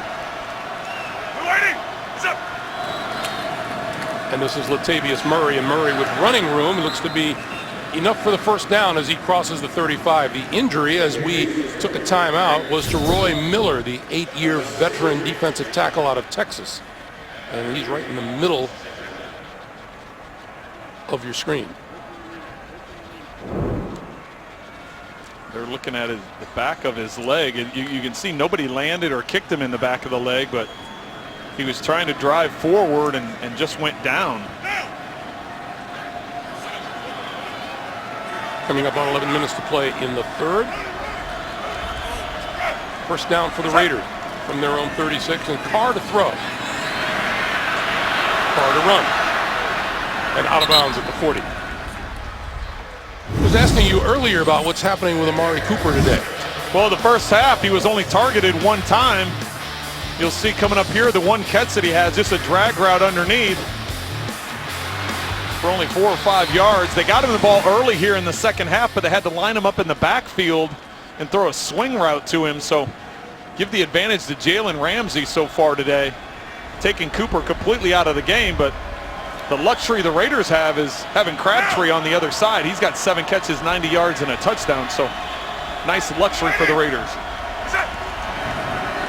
On 2nd down, this is Murray. And nothing doing there for Murray as he's brought down short of the 40-yard line. Avery Jones leading the charge. So if you're the quarterback, if you're Derek Carr, are you feeling that Michael Crabtree is your hot guy for the day so far, and he's the one you're going to start to look for most? Well, it's not only the hot guy, but it's the matchup. Right now, Crabtree is being guarded by Amukamara everywhere on the field because Jalen Ramsey is following Cooper wherever he goes. So if you know that's your matchup, you can find and take advantage of that. Right now, he's over in the right slot here, but watch Walford on the outside. Big cushion here with Cyprian. Carr throwing, incomplete. Coming up short to Seth Roberts. Let's go down to Jamie. Greg, Roy Miller, the 3rd, the D tackle for the Jaguars. He just went to the locker room with a right Achilles injury. He is questionable to return. He came off the field very gingerly and with a lot of help. We'll keep track. Thank you, Jamie. Greg, going back to that last play, we haven't talked a lot about Dante Fowler Jr. except for the negative plays that he had where he lined up in neutral position twice, got 5-yard penalties. That time putting the pressure on Derek Carr. He wanted to push the ball up the field, extend it, try and get the first down, but Fowler put the pressure and forced an inaccurate throw. Rashad Green drifting back inside his 5 and is going to field it and run it back. But not very far. To about the 6-yard line. Johnny Holton with the special teams play for the Oakland Raiders, and Bortles will start deep in his own territory when we come back. Well, the sun's shining on everyone and everything except the Jacksonville Jaguars at the moment. 9:25 to play in the 3rd, and the Jags have to start from their own 7-yard line.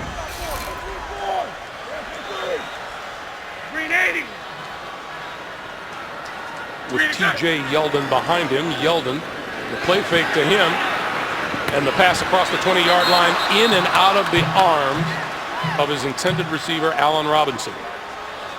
And you can hear that thud off his pads all the way up here. You got to catch that with your hands, not let it into your body.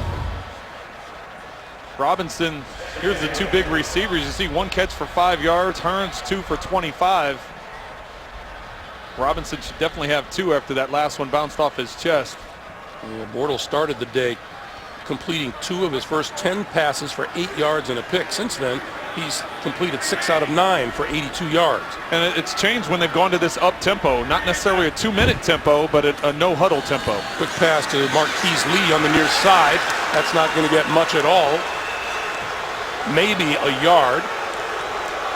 And the fans are restless. Carl Joseph coming up to make the stop. Well, the Raiders know this secondary is a work in progress. Carl Joseph, the 1st-round pick out of West Virginia, but you bring in free agents Sean Smith and Reggie Nelson, put them together with David Amerson. They know there's going to be some growing pains, so that's why there wasn't a lot of panic about them being the 32nd ranked defense, 32nd ranked pass defense coming into today, because they felt like it was just a matter of time before they all get connected. Bortles looking to make something happen here on 3rd down. has time. Now going to run it out of there, but pulled down from behind. And we have a marker down in the backfield.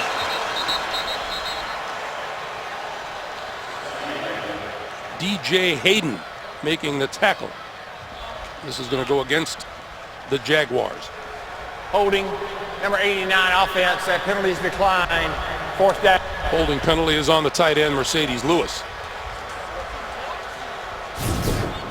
You see DJ Hayden, he's on the right slot. He comes off the edge, and it's pretty clear right there, the holding call by Lewis.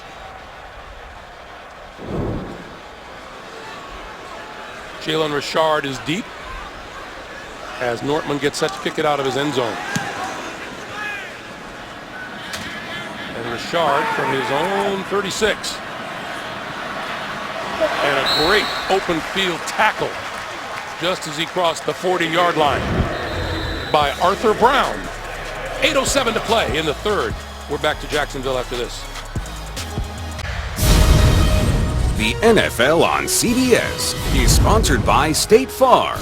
Talk to an agent today at 800-STATE-FARM. And by National Mortgage Lender Quicken Loans. Home buy, refi, power. Some traveling Raider fans have seen their Raiders take a 20-9 lead here.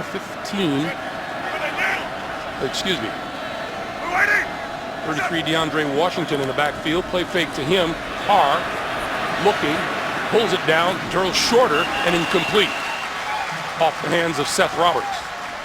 Did you see him wind it up before he threw it to Seth Roberts? He was going to try throwing another deep ball to Crabtree working down the right sideline. He had success with it right before the half. He thought about it, but then he saw the safety coming over the top, prevented him. Oh, maybe not. I think he saw the safety right at the last second. Decided to come underneath to Roberts. Good defensive play knocking it away. By the way, defensive lineman Roy Miller will not return today with that Achilles injury that Jamie reported. 2nd and 10. Carr on the keeper. And out of bounds. He'll be marked out at about the 42-yard line. I want to remind you tomorrow on CBS, Matt LeBlanc returns to television in the new comedy Man with a Plan. Don't miss the premiere tomorrow after Kevin Can Wait, right here on CBS. 3rd and 9. Big third down for the Jacksonville Jaguars. Trying to get the ball back, trailing by 11. Decent field position and a sustained offensive drive would help. Well, the Raiders 6 of 11 on 3rd down, so they've had some success on 3rd down. Carr over the middle and grabbed at midfield by Amari Cooper. Flag in the backfield.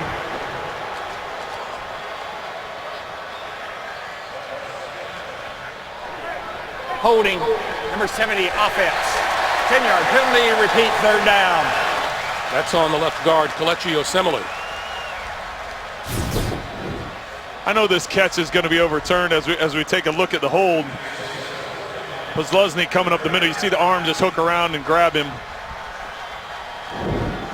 That was an incredible catch by Cooper. We haven't talked about Cooper much today. Jalen Ramsey's been all over him throughout the entire game.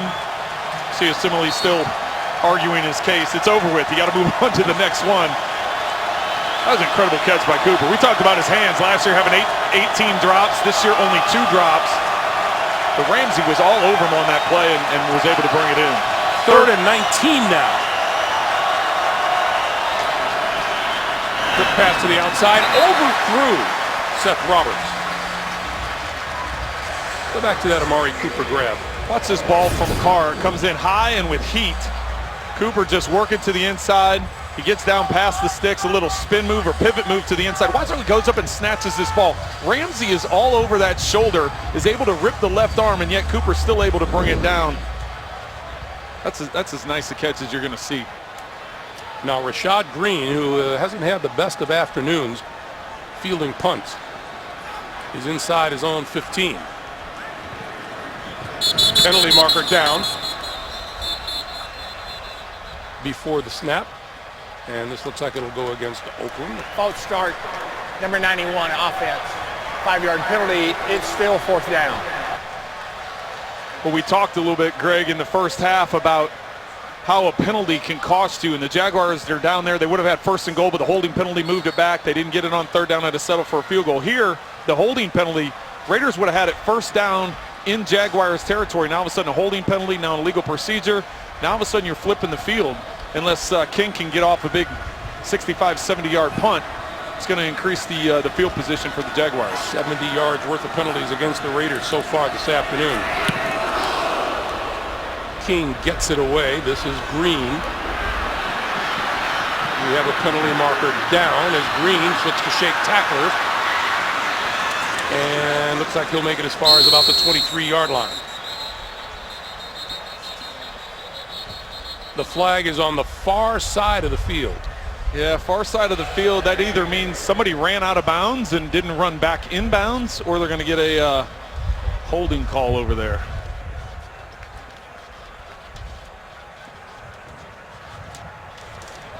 During the kick, holding, number 12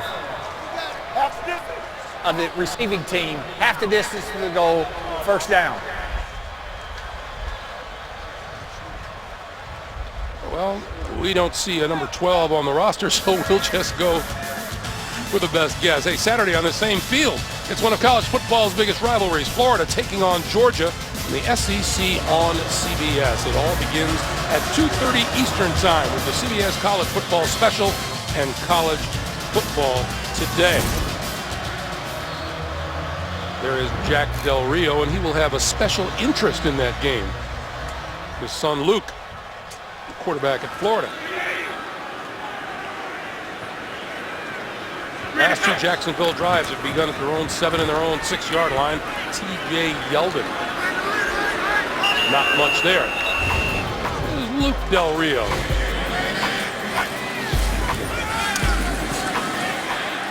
You know, it's really unusual, Trent, that he's not exactly following in his dad's linebacker footsteps, is he? Yeah, but he's big for a quarterback, and he can throw it all over the field. Couple nice plays we saw right there, and got a couple sons playing football myself. I know it's a different thing when you're sitting up in stands watching your own son, and Jack shared those same feelings. When you sit up there, you're out of control, and but it's a lot of fun. Bortles, far side of the field, and out of bounds is T.J. Yeldon. Meanwhile, I asked Jack, well, you know, when you're watching your son, is it as part coach and part dad? He goes, no, it's all dad. It is all dad. As much as you want to, be involved, and you just have to sit back and it's, let them enjoy their journey and support them, and yeah, it's fun stuff though. He's pretty excited about getting a chance to watch it. 3rd and 4 for Bortles and the Jaguars. Boy, do they need a 1st down. Here comes the blitz. And he goes down at the 5. And that is Khalil Mack.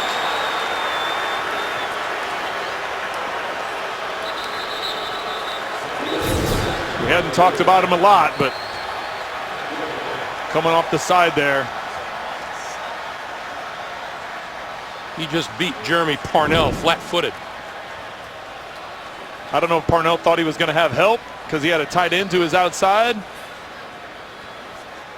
That's a 2nd straight 3 and out for the Jacksonville offense.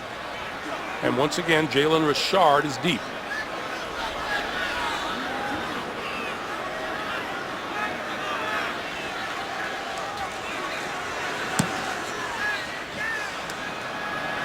Pretty short.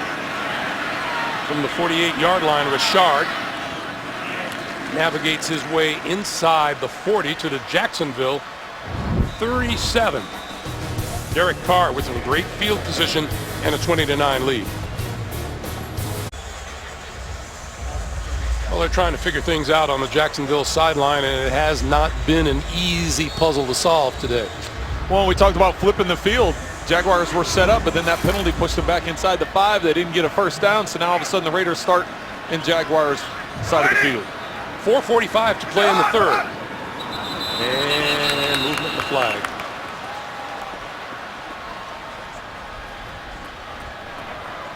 neutral zone infraction. Number 75 offense, correction, defense. 5-yard penalty, still first down. The penalty is on Jared Odrick. Hey, be the first to know your team's news with the CBS Sports app. Get instant updates, expert analysis, highlights, and more. Download the CBS Sports app today.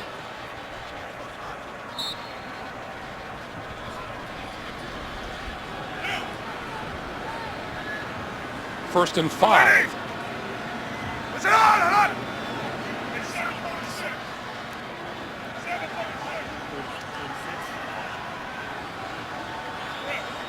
Carr resets. And this is Washington. And DeAndre Washington appears to have enough for a first down at the 26.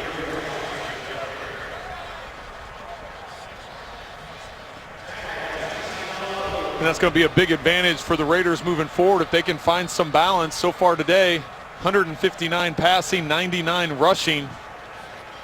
Having that type of balance takes the pressure off Derek Carr in the passing game. All of their runners are healthy with the exception of Tywan Jones, who's sitting this one out with a knee injury today. But Murray, DeAndre Washington, Olawale, Jalen Richard, all active, available, and doing well. On the end around, here's Holton. And Holton going to reverse field again, but he'll only make it as far as the 30-yard line. Telvin Smith and Paul Posluszny converging for the stop. Greg, that one didn't work as well as the one they ran in the first half. They went back to it, hoping to get another big play. Posluszny stopped it, and rest of the D there ready to finish it off. How many times would you run the same play more than once during a game? Not very often. Yeah, not very often. And if you did, you tried to do it out of a different personnel group or a different formation, so you didn't see the similarities from a defensive standpoint. Defense has long memories? Yes. 2nd and 14. Carr, and off the fingertips of his intended receiver, DeAndre Washington. Another drop. And a little pushing and shoving between the 30 and the 35-yard line doesn't amount to anything. Well, it was Austin Howard and Malik Jackson. They were having a little jawing going on the last series. It looks like it's carried over to this series. So that's a 330-pounder against a 300-pounder. Well, yeah, remember Malik was with Denver last year, so Denver played the Raiders a couple times, and so I'm sure this goes back to what I said about long memories. Before today in your long memories, that's right. 3rd and 14. Carr, quick pass to the outside. And that'll make it as far as the 26-yard line. Andre Holmes with the reception, and that'll bring on Janikowski. Sebastian Janikowski will line this one up from, let's see, 44 yards out. Well, and he's made everything this season under 50 yards, so not a whole lot of wind here today.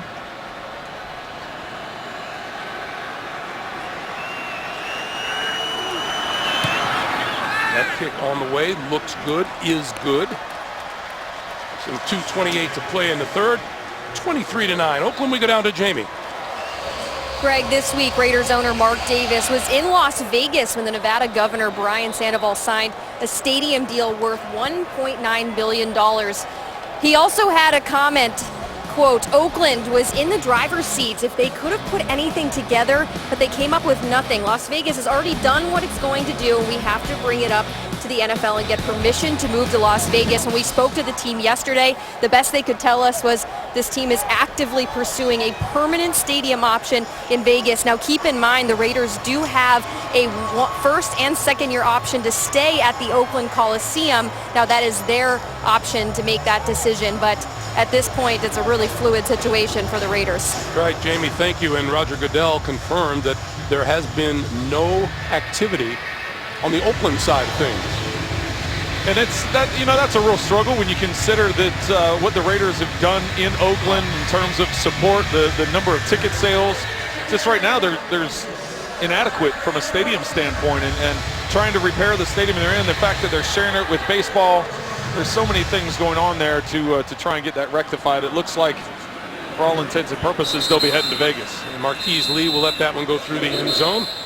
And they'll start from the 25-yard line. Let's take a look at the quarterbacks and how they've done. Well, these two third-year quarterbacks had a lot of hype coming into this game. They both performed at high levels a year ago. Derek Carr has continued that play. Blake Bortles, as you can see, under 50%.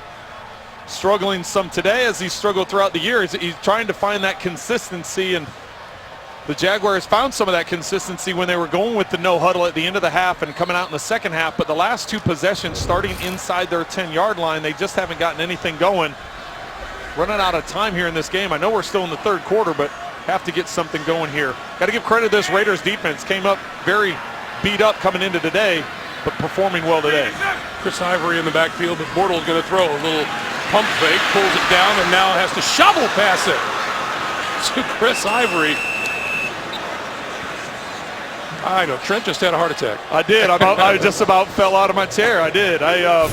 You know, that's one of those ones you're trying to make a play. You can see he's looking out to his left, gives a quick shoulder roll because he's trying to take a big chunk. But the Raiders had dropped back into a cover two. They had everything. All you had was your underneath throw. That ball with the underhand flip, very Brett Favre-ish, but that one came close to being a game ender. Oh, yes. Gain of 3, 2nd and 7, and Yeldon across the 30. And the fans want to see a little more offensive action. 3rd and 5 as we hit the 1.5-minute mark here in the third, and now we have a penalty marker thrown.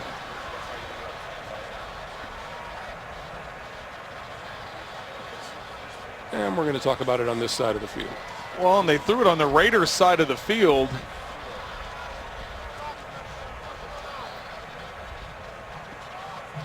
So I don't know if something was said. Is it something I said? After the play is over, unsportsmanlike conduct. Number 11, offense. That's Marquise Lee. Down will count. It will remain third. It'll still be third down after the 15-yard penalty. Considering when that flag came in, I mean, the Raiders were in the process of changing personnel. 2 guys came on the field, 2 guys were running off the field.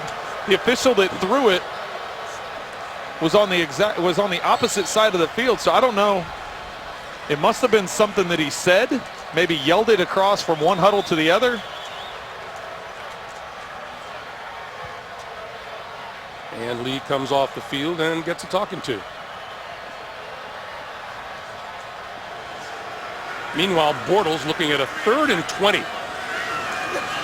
Quick pass over the middle, and that's grabbed by Rashad Green, but it's not going to accomplish much at all. Let's go back to that little incident on the field. And Marquise Lee is still hot. So right here, that's Lee. He gets hit up in the face. He must have retaliated, but when the flag was thrown was significantly after that taking place, because the ball had been spotted. The Raiders were in the middle of a personnel change, and then the flag came in. The Raider defense forces another 3 and out, and meanwhile this is Richard, and Richard breaking free to the 30. And we have penalty markers down at both ends of the field, as he's brought down at the Jacksonville 20.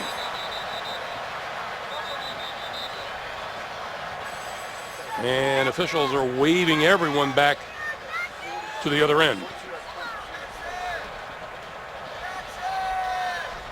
As you said, Greg, penalties on both ends of the field, but they're running down to this other end, so maybe they think both of them are against the Raiders, because the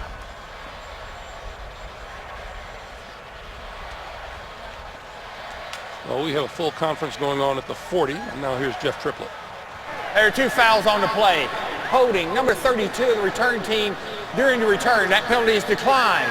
Holding, return team number 91. That penalty happened during the kick. The foul will be administered from the end of the kick, 10 yards, first down. So penalties on Antonio Hamilton and Shalik Calhoun.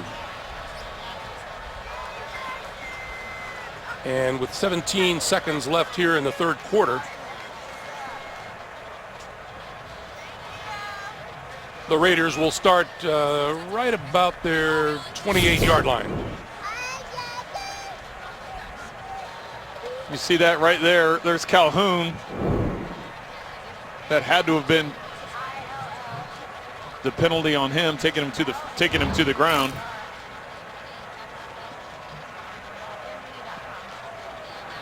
Oakland 8 penalties for 80 yards.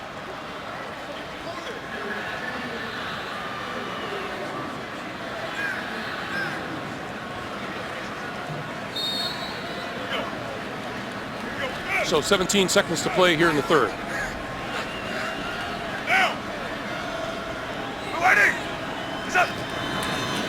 And Carr will give it to Latavius Murray, and Murray maybe a yard at most. Brought down by Miles Jack, and it would appear they will let the clock run out here in the third. With the score, Oakland 23 and Jacksonville 9. We'll come back to Jacksonville after this message. And a word from your local station. You are watching the NFL on CBS.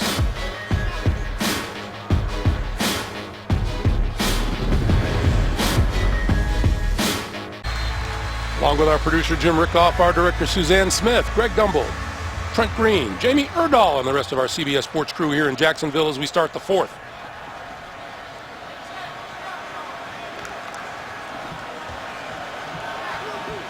Raiders 2nd and 10 at their own 28-yard line.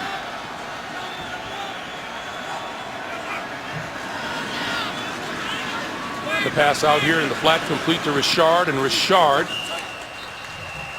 to about the 28-yard line. Clock continues to move in the second half. Boy, Oakland went flat, partly due to all the penalties they were committing. Yeah, and if you look at Jacksonville, only just over 200 yards for the game. The Raiders coming in, giving up 445 yards per game, last in the National Football League. Give a lot of credit to the Raiders defense, the way they've been able to shut down, especially the passing attack of the Jacksonville Jaguars. 3rd and 10. And the Jaguars are going to have to start stopping drives over the middle. That's complete to Seth Roberts, and Roberts out of bounds, and we have a flag down in the backfield.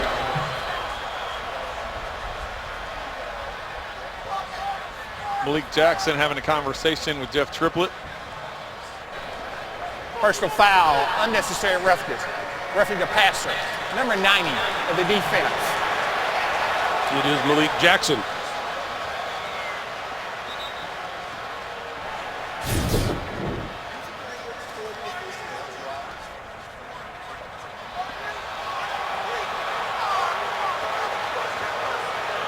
That's kind of like a schoolyard shove. Yeah, I don't think that's a penalty. It's not like he took a couple steps. He took one step. There's usually After that. The play is over. Unsportsmanlike conduct, number 90. Abuse of his language towards an official. 15 yards, automatic first down. So Malik Jackson gets another foul tacked on.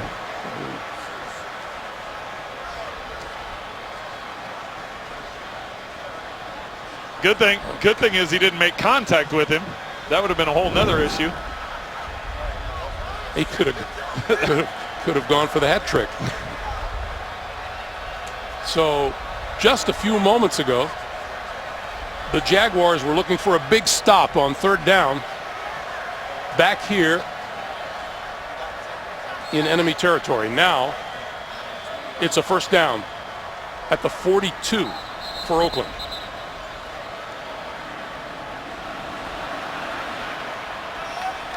I thought we were getting another flag there. He was just playing catch with the flag. Yeah, he's still playing catch. He's like, here you go. Go find your owner. That's right.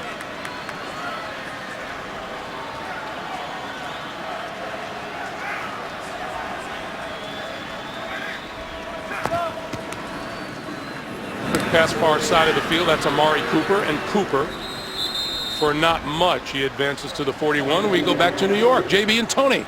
Tennessee not giving up. Oh, not at all. Right here, you're going to see marvelous Marcus Mariota hit the tight end in the back of the end zone. Delaney Walker for the 7-yard touchdown. All tied up 20-20. Looks like you and I, huh, Trent? Greg Gumbel, Trent Green, and Jamie Erdahl. I like that, Tony, bringing up the old days there. Yeah, a little connection. I wonder if Tony knows that we have to watch those highlights every week at our production meeting. I force everybody to watch them, right?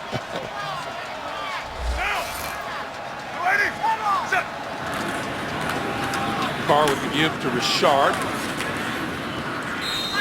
And that one's going to be stopped at about the 40-yard line. We've got under 13 minutes to play here in the fourth quarter.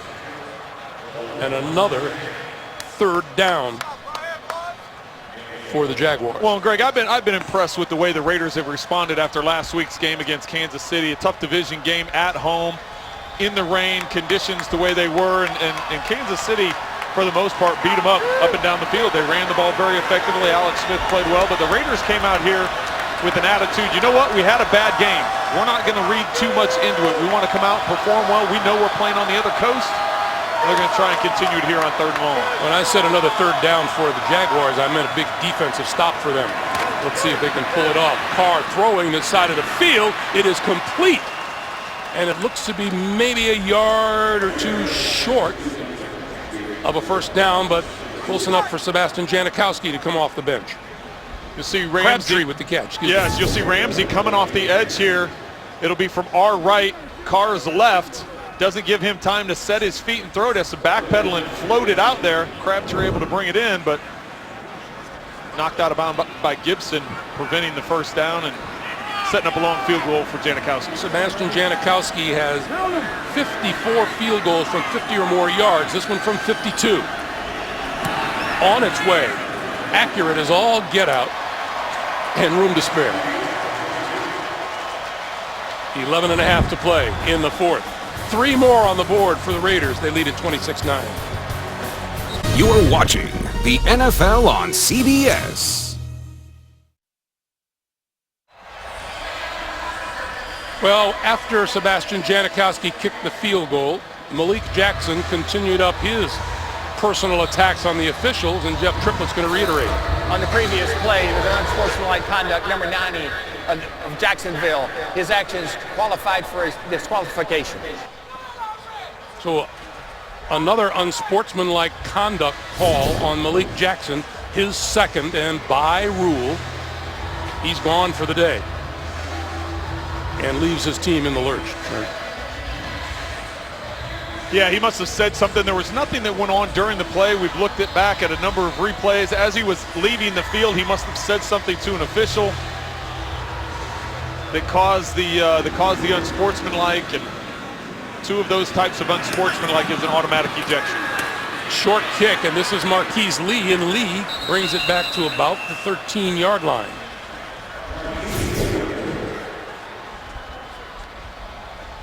This was after the field goal, and Jackson had to be separated from a couple of the Raiders, and then he said something on his way off the field that got him ejected. Well, and you have to remember, Malik Jackson coming over from the Denver Broncos, there's a history with the Raiders, and the fact that he had the penalty earlier on the unnecessary roughness against Derek Carr, and then when he said what he did to the official that drew the extra 15 yards. So been a frustrating day all the way around for Malik Jackson. Meanwhile, Jacksonville, their last 3 drives, 3 3-and-outs. And a total of -4 yards. Bortles on the slant, and that's good, out to the 25-yard line to Marquise Lee for a first down. Well, and as crazy as this sounds, Greg, there's still plenty of time. Jacksonville down 17, 2 touchdowns and a field goal. So if they can get something going here on this drive, try and get some points. I know it's a little far-fetched with the way they've been playing offensively, but there's still a chance for Jacksonville if they can get something going. Bortles pulls it down, now throws, and that's complete out to about the 35 to Mercedes Lewis.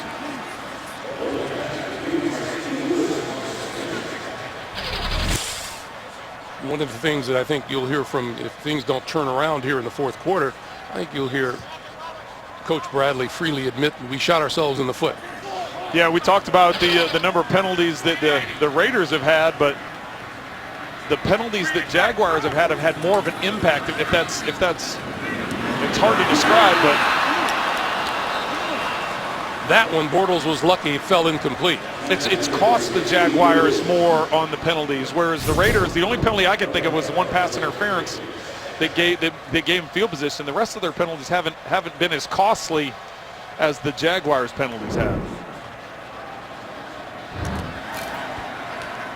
Very similar. You can see the numbers, the yards, those things, but just to keep drives alive, keep drives extended, convert a third down, those kinds of things, that's where it's been costly for Jacksonville. 2nd and 10.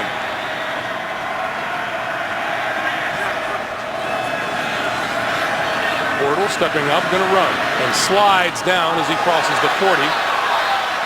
About the 42, and now a late flag comes in, and another one is in the backfield. Well, maybe offsetting. It's going to be a personal foul hit on the sliding quarterback, and it looks like holding in the backfield. Malcolm Smith being the Raider that hit Bortles as he was sliding.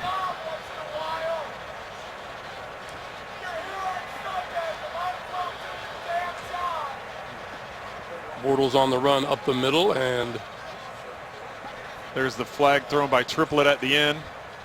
As soon as the quarterback starts the slide, he's giving himself up. There are 2 fouls on the play. Holding, number 60, the offense. Personal foul, unnecessary roughness. Defense, those penalties by rule offset. Replay 2nd down. Well, it's only fitting since they each had 8 penalties for about 90 yards or so that they each got big penalties there. So I'm kind of getting allergic to the color yellow. So we'll replay 2nd and 10. Bortles with time and throws, and that's complete to Allen Robinson, who makes the catch, and the ball thrown just a little bit behind him. You may think I'm crazy, Greg, with this much time left in the game, but this is 4-down territory. They've got it. If they don't make it here, they've got to go for it. And so far today on 3rd down, they're only 2 of 10. So the Raiders have been doing a good job getting the Jaguars off the field.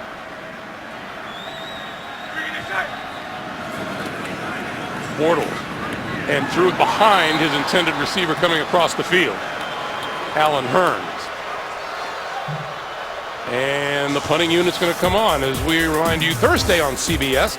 The Big Bang Theory moves to its new night, leading a parade of premieres, starting with the new comedy, The Great Indoors, followed by Mom and Life in Pieces. It's comedy's big night, Thursday only, CBS. So I know you're all in favor of going for it on 4th down here. Yeah, I think at this point in time, you're down 17. It's you're running out of time. But have you seen any reason, any spark that gives you an idea that the Jaguars could convert? And that's probably what Gus Bradley is thinking, because Bortles had an open receiver that either would have gotten the 1st down or made it 4th and short, and just wasn't accurate on the throw, even though he was under pressure. That ball returned across the 30 to about the 33-yard line by Jalen Richard. 9:21 to play here in the 4th. The NFL on CBS is sponsored by T-Mobile. Switch to the network built for unlimited data. United States Air Force. Experience more at airforce.com. And by the all-new Chrysler Pacifica, imported from Detroit.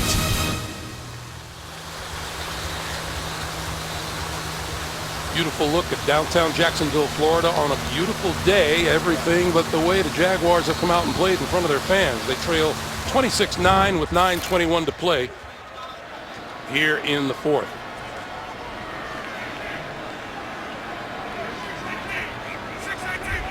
Raiders going to do everything they can, Greg. Sorry about that. Raiders going to do everything they can to just keep this clock rolling. And they'll start with Latavius Murray. Okay, you had some keys to the game when we started off today. How are you doing? Well, and this sums up the way the game is going. The defense has paid dividends for the Raiders. They've done very well holding the Jaguars so far to 228 yards. Derek Carr having a nice day, coming back, bouncing back after last week's performance. Pressure Carr. Jaguars have 0 sacks against Derek Carr today and eliminate the drops. They've continued the drops. Another problem for the Jaguars offense. 185! on 2nd and 3.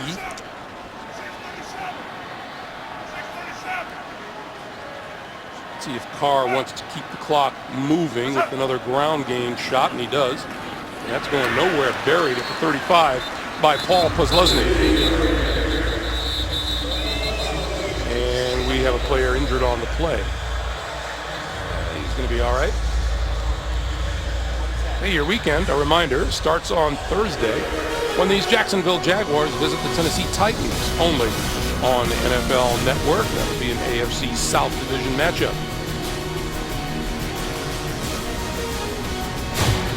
And Kelechi Osemele is being helped off the field.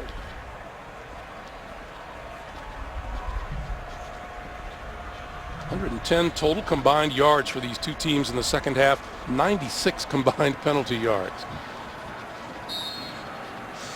I'm just over here shaking my head, Greg. That's a crazy stat right there.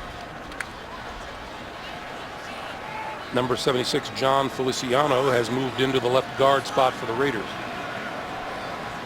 3rd and 7.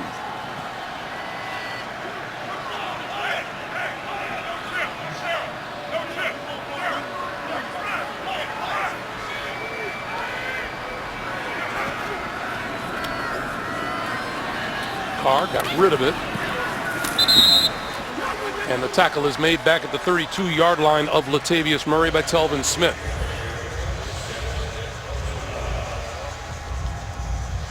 So the Jaguars get a stop, and they'll get the football back. Well, and that's as best as what the defense could have done at that point in time. Get a 3 and out, get them off the field. But for the Raiders, keep the clock moving, use up a couple minutes of time. Rashad Green back at his own 10. And he'll be able to return this one. He'll take it at the 11. And gets nowhere. 7:15 to play in the fourth. There is work to do if you're Jacksonville.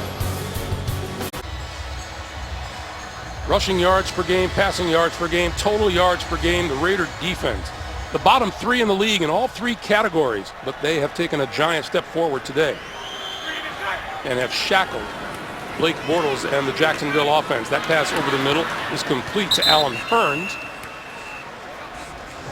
And no time to waste. The Jaguars will come right to the offensive line. Well, the Raiders are content with that. Let them throw underneath all you want.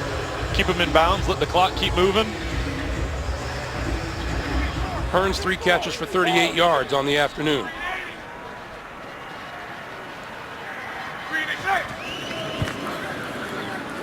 Bortles pulls it down, now throws, and in and out of the hands at the 45-yard line of Allen Robinson. Well, and that's the second big drop of the day for Allen Robinson. He had a curl route earlier that would have picked up a first down. This time he tries using his hands as opposed to the last one when it clanged off his shoulder pads. Just dropped it.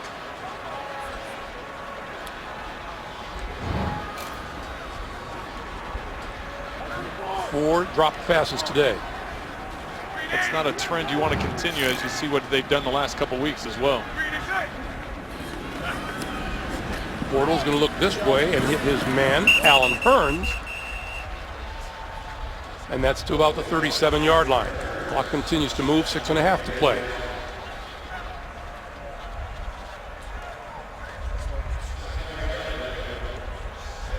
Clearly the duo for Oakland, Crabtree and Cooper, have had a better day than the duo for the Jacksonville Jaguars.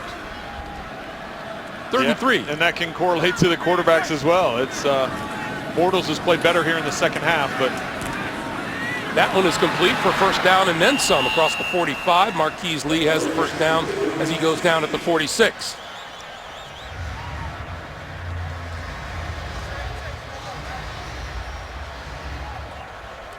Continue this up tempo.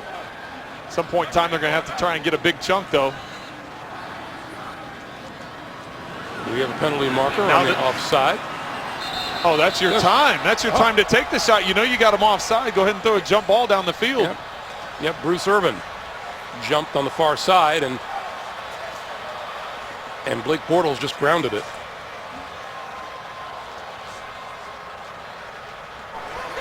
There are 2 fouls on the play.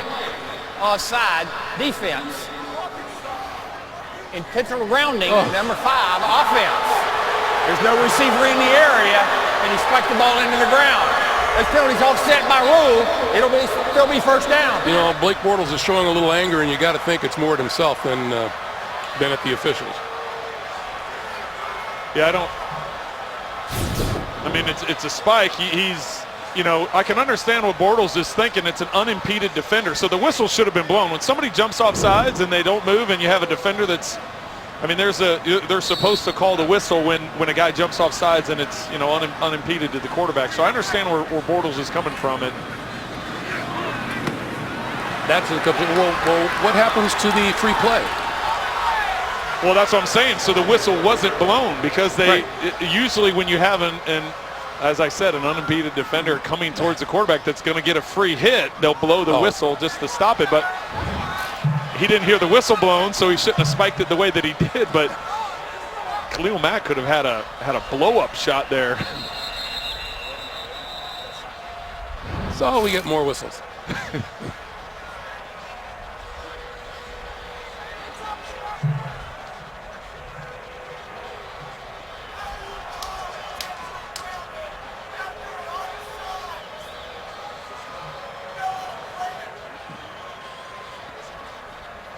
Reset the game clock to 5:39.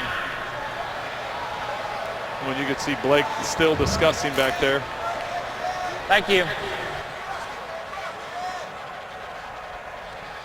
17 penalties in all.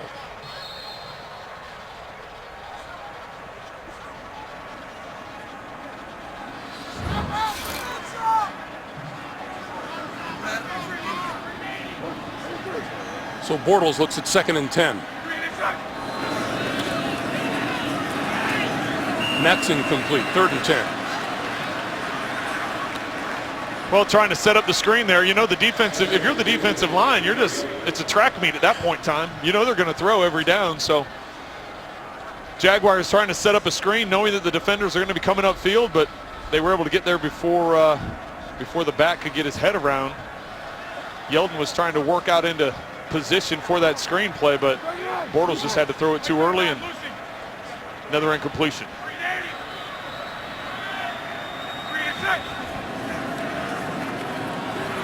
Bortles with time.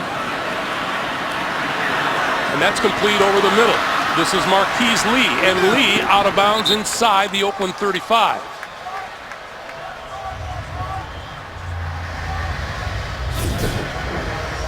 You think it's fun playing quarterback? Watch this.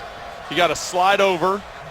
You know you're going to take a shot, and you got to step in, and Shalik Calhoun, you know you're going to take it right to the ribs. And you know, you're the only one that said it's fun. I know. I was like, man, well, the rest of that part isn't fun. Bortles throwing to this side of the field and overthrows Alan Hearns.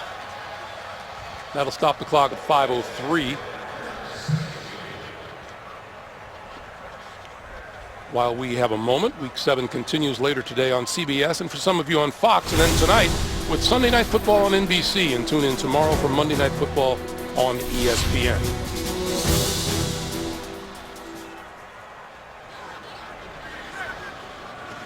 Bortles on 2nd and 10, steps up, gets hit, and goes down, and we get a penalty marker.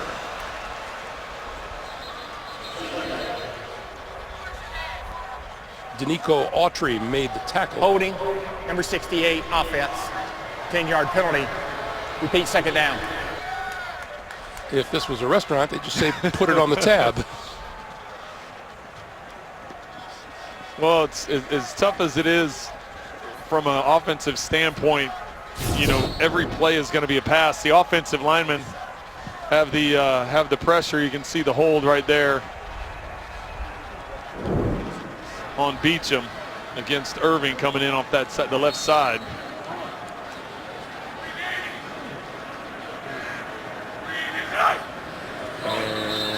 Let's throw some flags. Everybody in the building knows it's going to be a pass. So False start, number 68, offense. 5-yard penalty, still 2nd down. That's 2 in a row for Beecham. You know, Trent, I'm sure it's a combination of 2 things, but either we talked about some of the qualities of this Jacksonville offense at the very top of the day. That hasn't shown through. And we also talked about how bad statistically the Raider defense was, and that obviously isn't true. Well, and that's why Jack Del Rio told us, he said, don't get caught up in the numbers and what's going on. Oh, what a catch made near the 20 and still on his feet. Inside the 10-yard line is Aurelius Ben. And it'll be 1st and goal. And that was what hasn't happened all day, a big play. Ivory had a big run in the first half. There was an earlier throw that Lee caught that he extended and made into a big reception, but this time Ben catching it right in traffic. Raiders defensively haven't given up that big play, and that's what Del Rio talked to us about. He said not giving up the big plays, that's what has made those numbers so lopsided, he feels. Bortles had the slant slapped right back in his face. 2nd and goal.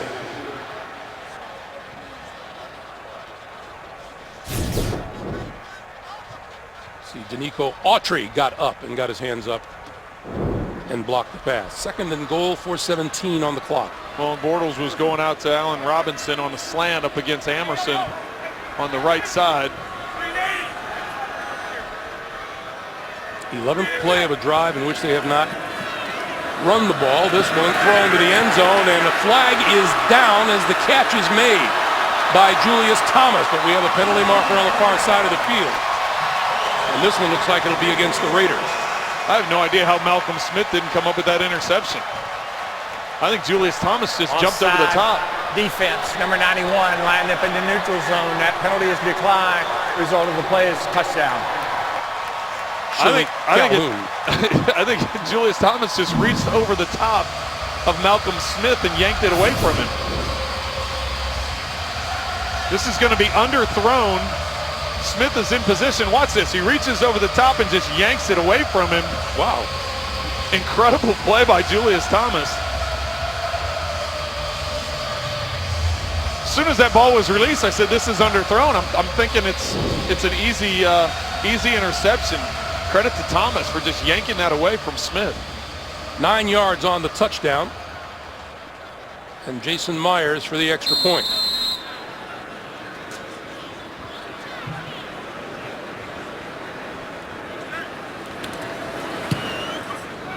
And it is good. So 4:12 to play. Jacksonville moves to within 10 at 26-16. The NFL on CBS is sponsored by FedEx, helping small businesses simplify e-commerce. And by Subway. Try the new thick-cut autumn carved turkey sandwich.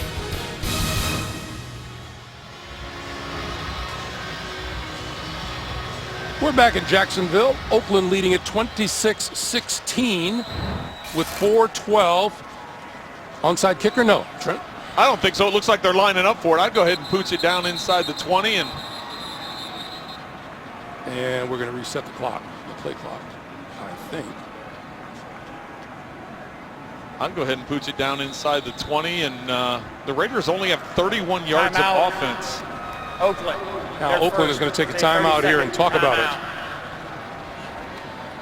Why wouldn't you get too soon?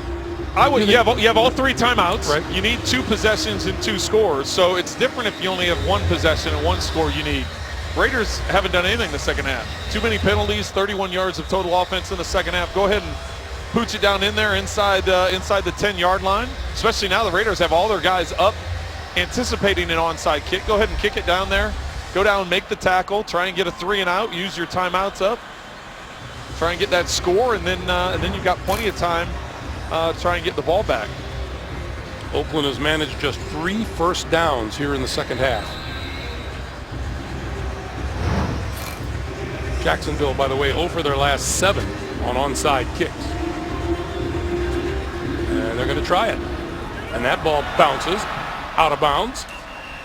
And a penalty marker, of course. The kickoff goes out of bounds, and it'll belong to the Raiders. The percentage of recovering an onside kick is so low. When you need 2 scores, that part of it I Obviously, everybody has their own philosophies. That's just the way I'm thinking. Your defense has played well in the second half, and you got all your timeouts.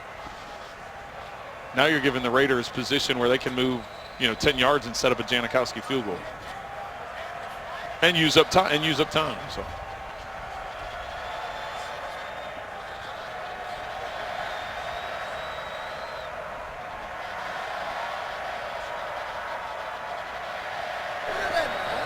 Kickoff out of bounds, kicking team. They will take the ball at the spot of the foul. You hear the conversations going on downstairs.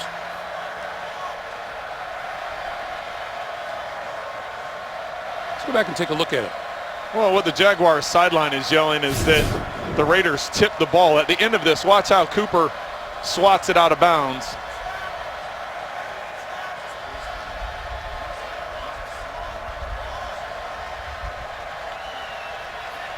He jumped from inbounds, midair, hit it, and landed out of bounds.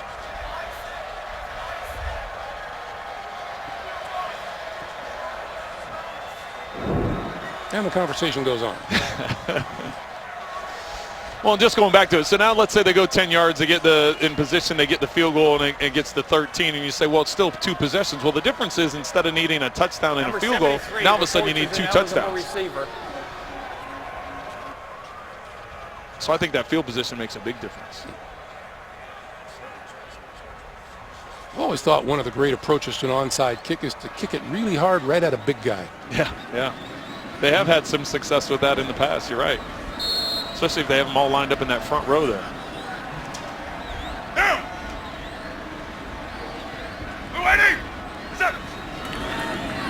This is Latavius Murray. And Murray is stood up at about the 47 and doesn't go down willingly. Screening saves lives, by the way, in the NFL and the American Cancer Society. Encourage everyone to join in the fight against breast cancer. Learn more about a Crucial Catch Day on Tuesday and find out how you can help make a crucial catch at NFL.com/pink. Jacksonville uses a timeout here to stop the clock with 3:54 to play. Well, just when the Jacksonville Jaguars were beginning to feel good about themselves with a 2-game win streak, this has been just a total hitting the wall. Well, and especially offensively, I think the defense has to feel fairly good about what they were able to do, especially here in the second half. They've done a nice job. If you look at Jacksonville's set up with a couple of the turnovers early on, Derek Carr with a big play right at the end of the half, rolling outside the pocket on a 3rd and 5, hit Crabtree on a big play to set up a touchdown right before the half. So just offensively, until that last drive, really hadn't done much all day.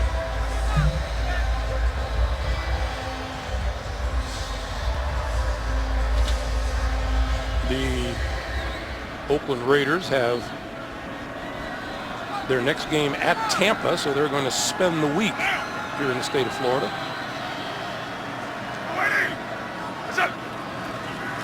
Second and 8. This is Latavius Murray again, and again, not very much there. They'll mark it down at about the 45, and it'll be 3rd down and another timeout. Jacksonville uses its second.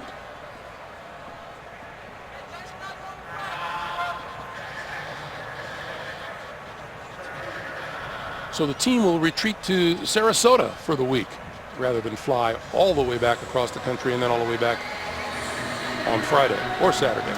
Yeah, that's a lot of flying. That's a good choice by the Raiders to do that. And I know a lot of the players and coaches have brought their families cross country to spend the week out here. Yeah, Derek Carr was delighted that he was talking to us about his wife and 2 little ones that made the trip.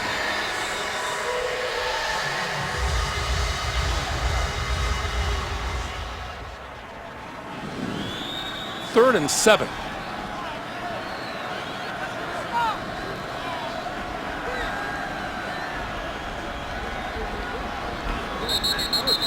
And Derek Carr calls timeout.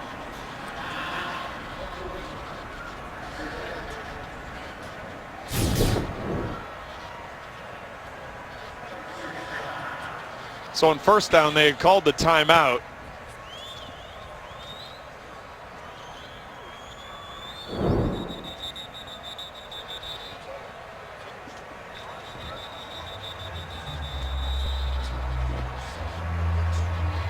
This is feeling a lot like an extension of the inevitable.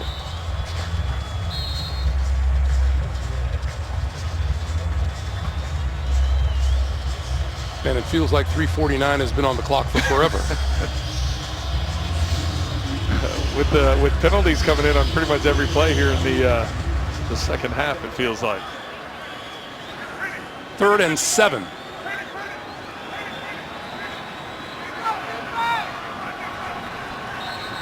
And a penalty mark. False start. Number 61, offense, 5-yard penalty. Still 3rd down. That's the center, Rodney Hudson. Trent, there's 3:49 on the clock. I don't even know what to say to that. We were just talking about penalties, and it was like, oh gosh. We got to 20 accepted penalties, right? There's a lot of times there have been 2 penalties on one play where they just wave it off, offsetting and go. And you will recognize the officiating crew in the airport. They're the ones with their arms in a sling. 3rd and 12. The thing is, it's not on them; it's on the players. Yeah. They're the ones making the penalties. I mean, it's not. The officials don't want to throw 20 penalties. This is Seth Roberts, and Roberts has nowhere to go, and he is smothered. Forward progress will be the Jacksonville 47, and pushing and shoving, and a little fighting breaks out at about the 40-yard line. Well, this would just be crazy if it's against Jacksonville and gives the Raiders a first down, because this is what they're trying to do. They're trying to use their timeouts, get the ball back, not put them in Janikowski field goal range. 3:43 to go. If they get it back, go down, get a drive.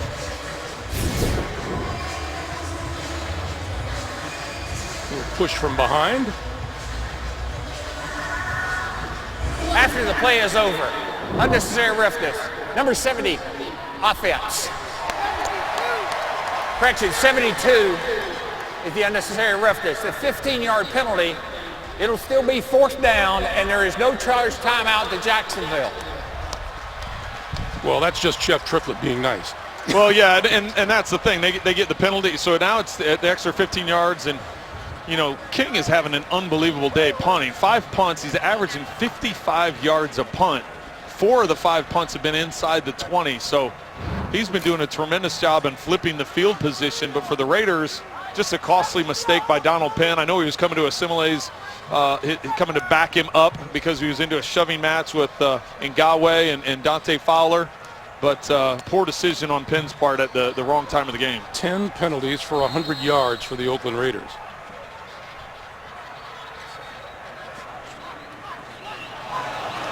And Marquette King going to run with it. He's got a shot at a first down. He has a first down and out of bounds inside the 40.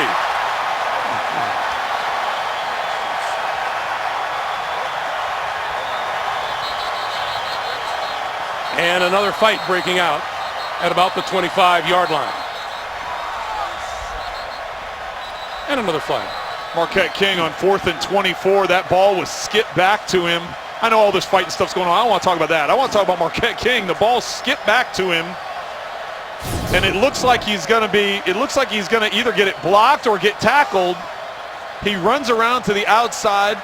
He can run. Everybody is downfield. The 2 guys for Jacksonville are downfield, the 2 returners and the coverage guy. Nobody recognized outside the pocket. He runs for 28, 29, 30 yards down the sideline. Incredible athleticism on King's part. And recognizing what was going on, understanding the situation. Whatever happens with these penalties, it's going to be after the play was over. Officially a 27-yard pickup.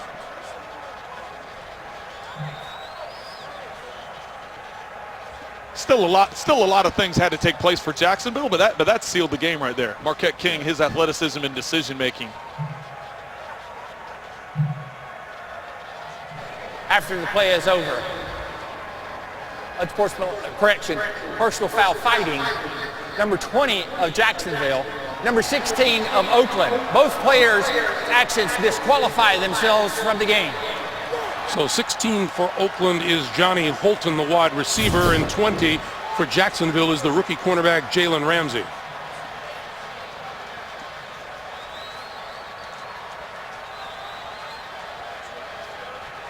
Well, Ramsey and Malik Jackson, both for the Jaguars, ejected today. And Johnny Holton is gone for the Raiders. Marquette King in one play had as many yards, if not more yards, than the Raiders have the entire second half. Right? Isn't that right? I mean, they only had 31 yards, and then they lost yards with penalties. So, I mean, it's 27 yards rushing. Correct me if I'm wrong, but by your tone, you seem to misunderstand these punters. I don't misunderstand the punters. It's just a lot of times they don't understand the game management and and the fact that he was able to recognize, hey, I may get this block because of the skip punt. I'm giving them more of an opportunity to come in here. So knowing the situation, getting to the outside, and having the athleticism to pick up that first down, that's a game changer. Latavius Murray. As I said, with a 10-point game, there was a lot of things that still had to go right for Jacksonville. But with close to 4 minutes, 3 minutes and 40 seconds left, they had time to go down and get a touchdown. They had time to get an extra point. I can't say enough about the decision that King made. Yeah, Jacksonville has used its third and final timeout to stop the clock with 3.5 to play. There wasn't a penalty on that one? There wasn't no penalty on that play? Not yet. Not yet? Maybe the guys out there giving water will say something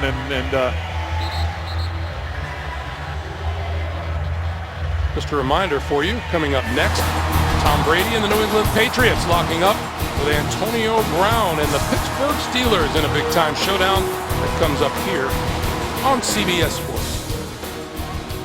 What do you think? Landry Jones going in for Pittsburgh with Ben Roethlisberger having knee surgery. See if he can get it done against hot New England. Yeah, New England's on a mission. This is Latavius Murray. Almost broke free on the right side. Tripped up by Tashawn Gibson. I'm putting a tally on my mark on my sheet right here, Greg. That's 2 plays in a row. No penalties.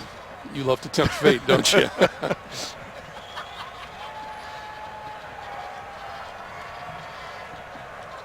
Work our way towards 3 minutes to play.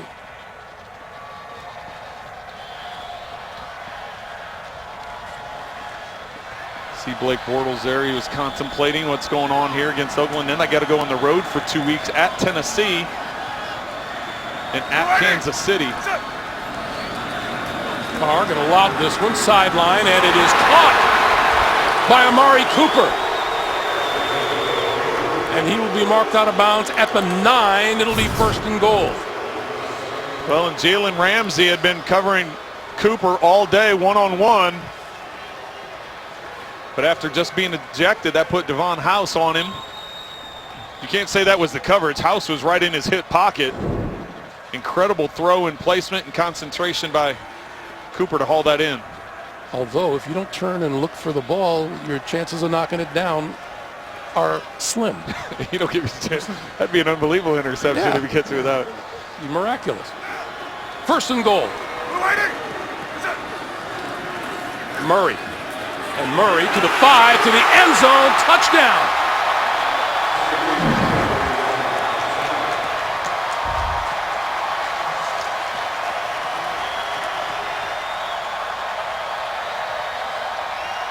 Well, the Raiders are glad to have Latavius Murray back.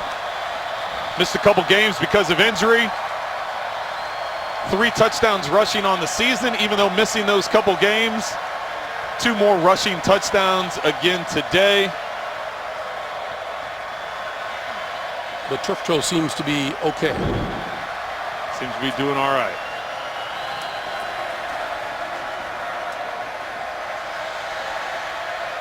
And that tends to bring the crowd rising to its feet and heading for the exits. Janikowski for the extra point.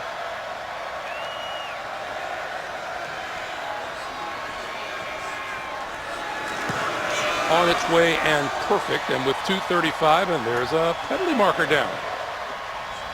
Offsides on Jacksonville. A couple guys jumped. You had to say something, didn't you? You had to say it. I know. They made 3 plays in a row, though. They made 3 in a row.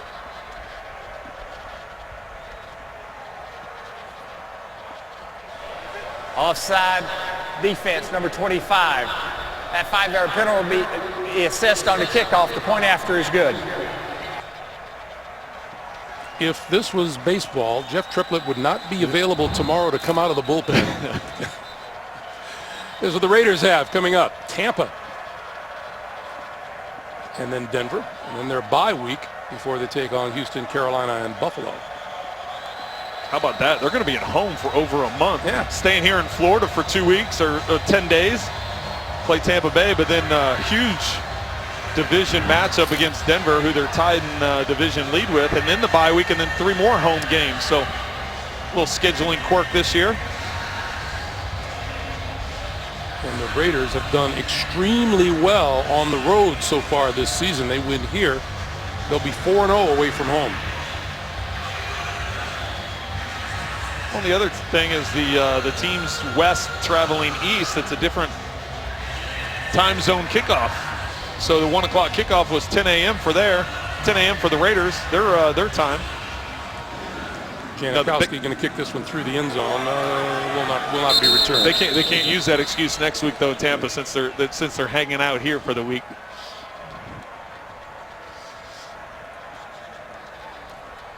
Meanwhile, Jacksonville traveling. Look at the road work in front of the Jaguars. To Tennessee, to Kansas City, home to Houston, and then on the road to Detroit and Buffalo. So 4 of the next 5. That Tennessee one coming on a short week. You see there on Thursday Night Football.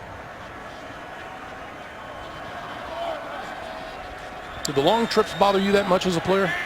Not too much. Not too much. It was you generally had enough time. It was when you had that Monday night game late and then getting home, traveling cross country, that would have some effect on the following week. Marquise Lee over the middle for a first down out to the 43-yard line.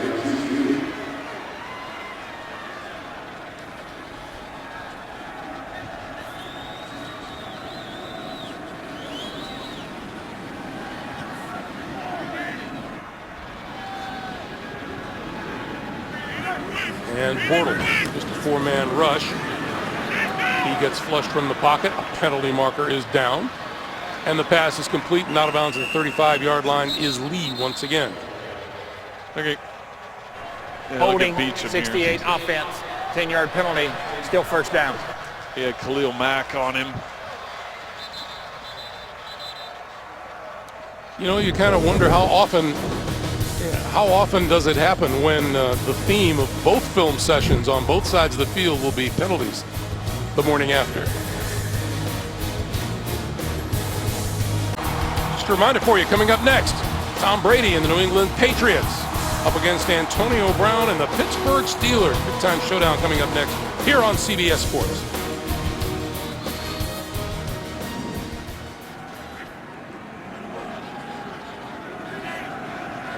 That game is just underway.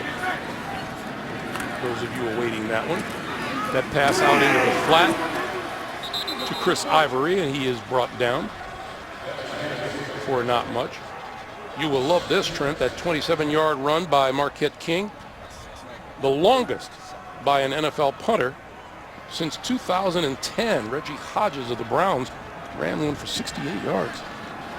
Punter ran one 68 yards? Yeah. How about that? Bortles over the middle and a penalty.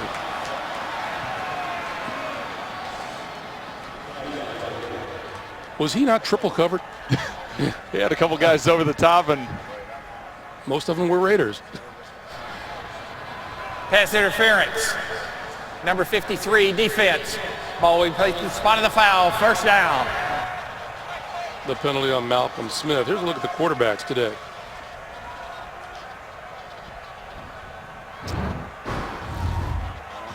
hasn't been the prettiest day. Bortles, a lot of his yards and completions. Well, I know most of his completions coming in the second half. But a lot of the yards coming here in the end of the fourth quarter as they make the comeback. And Carr very productive in the first half, and really the Raiders haven't needed a whole lot in the second half. They haven't been nearly as productive. Bortles scooped it out to Chris Ivory. It fell incomplete. And even Crabtree, the first half, 7 catches, 90 yards, and a touchdown. But in the second half, 1 catch for 6 yards. Jack Del Rio, who spent 9 seasons here in Jacksonville, went to the playoffs in 2 of those years as head coach.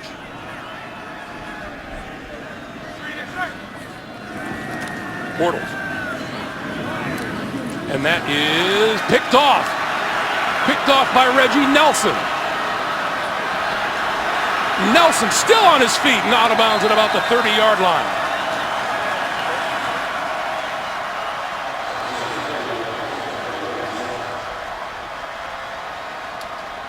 Well, the way this ball bounced around kind of convinces you Bortles' day.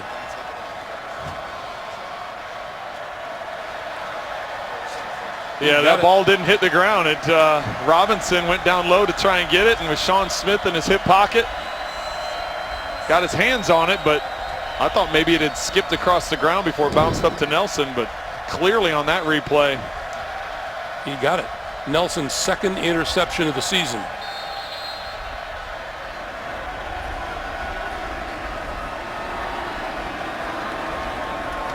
Three Jacksonville turnovers on the day. And what?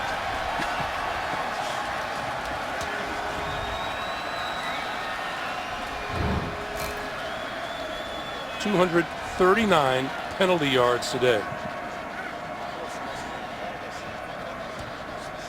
Maybe it's us, Greg. See that game underneath there, that 230? That's good. That's where we were last week. Was it? And it just so happens this guy was too. But like I said, it's not about the officials. They got to call what's going on the field.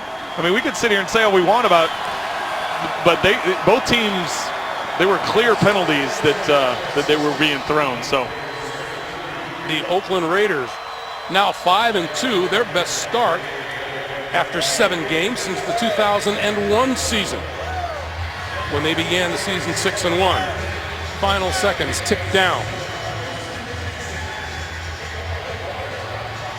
Jacksonville falls to 2-4, while the Raiders come out with a 33-16 win. Coming up next, it's the Patriots and the Pittsburgh Steelers. Stay tuned for that. For Trent, for Jamie, for all of us here in Jacksonville, Greg Gumbel saying so long from Everbank Field. You've been watching the NFL on CBS.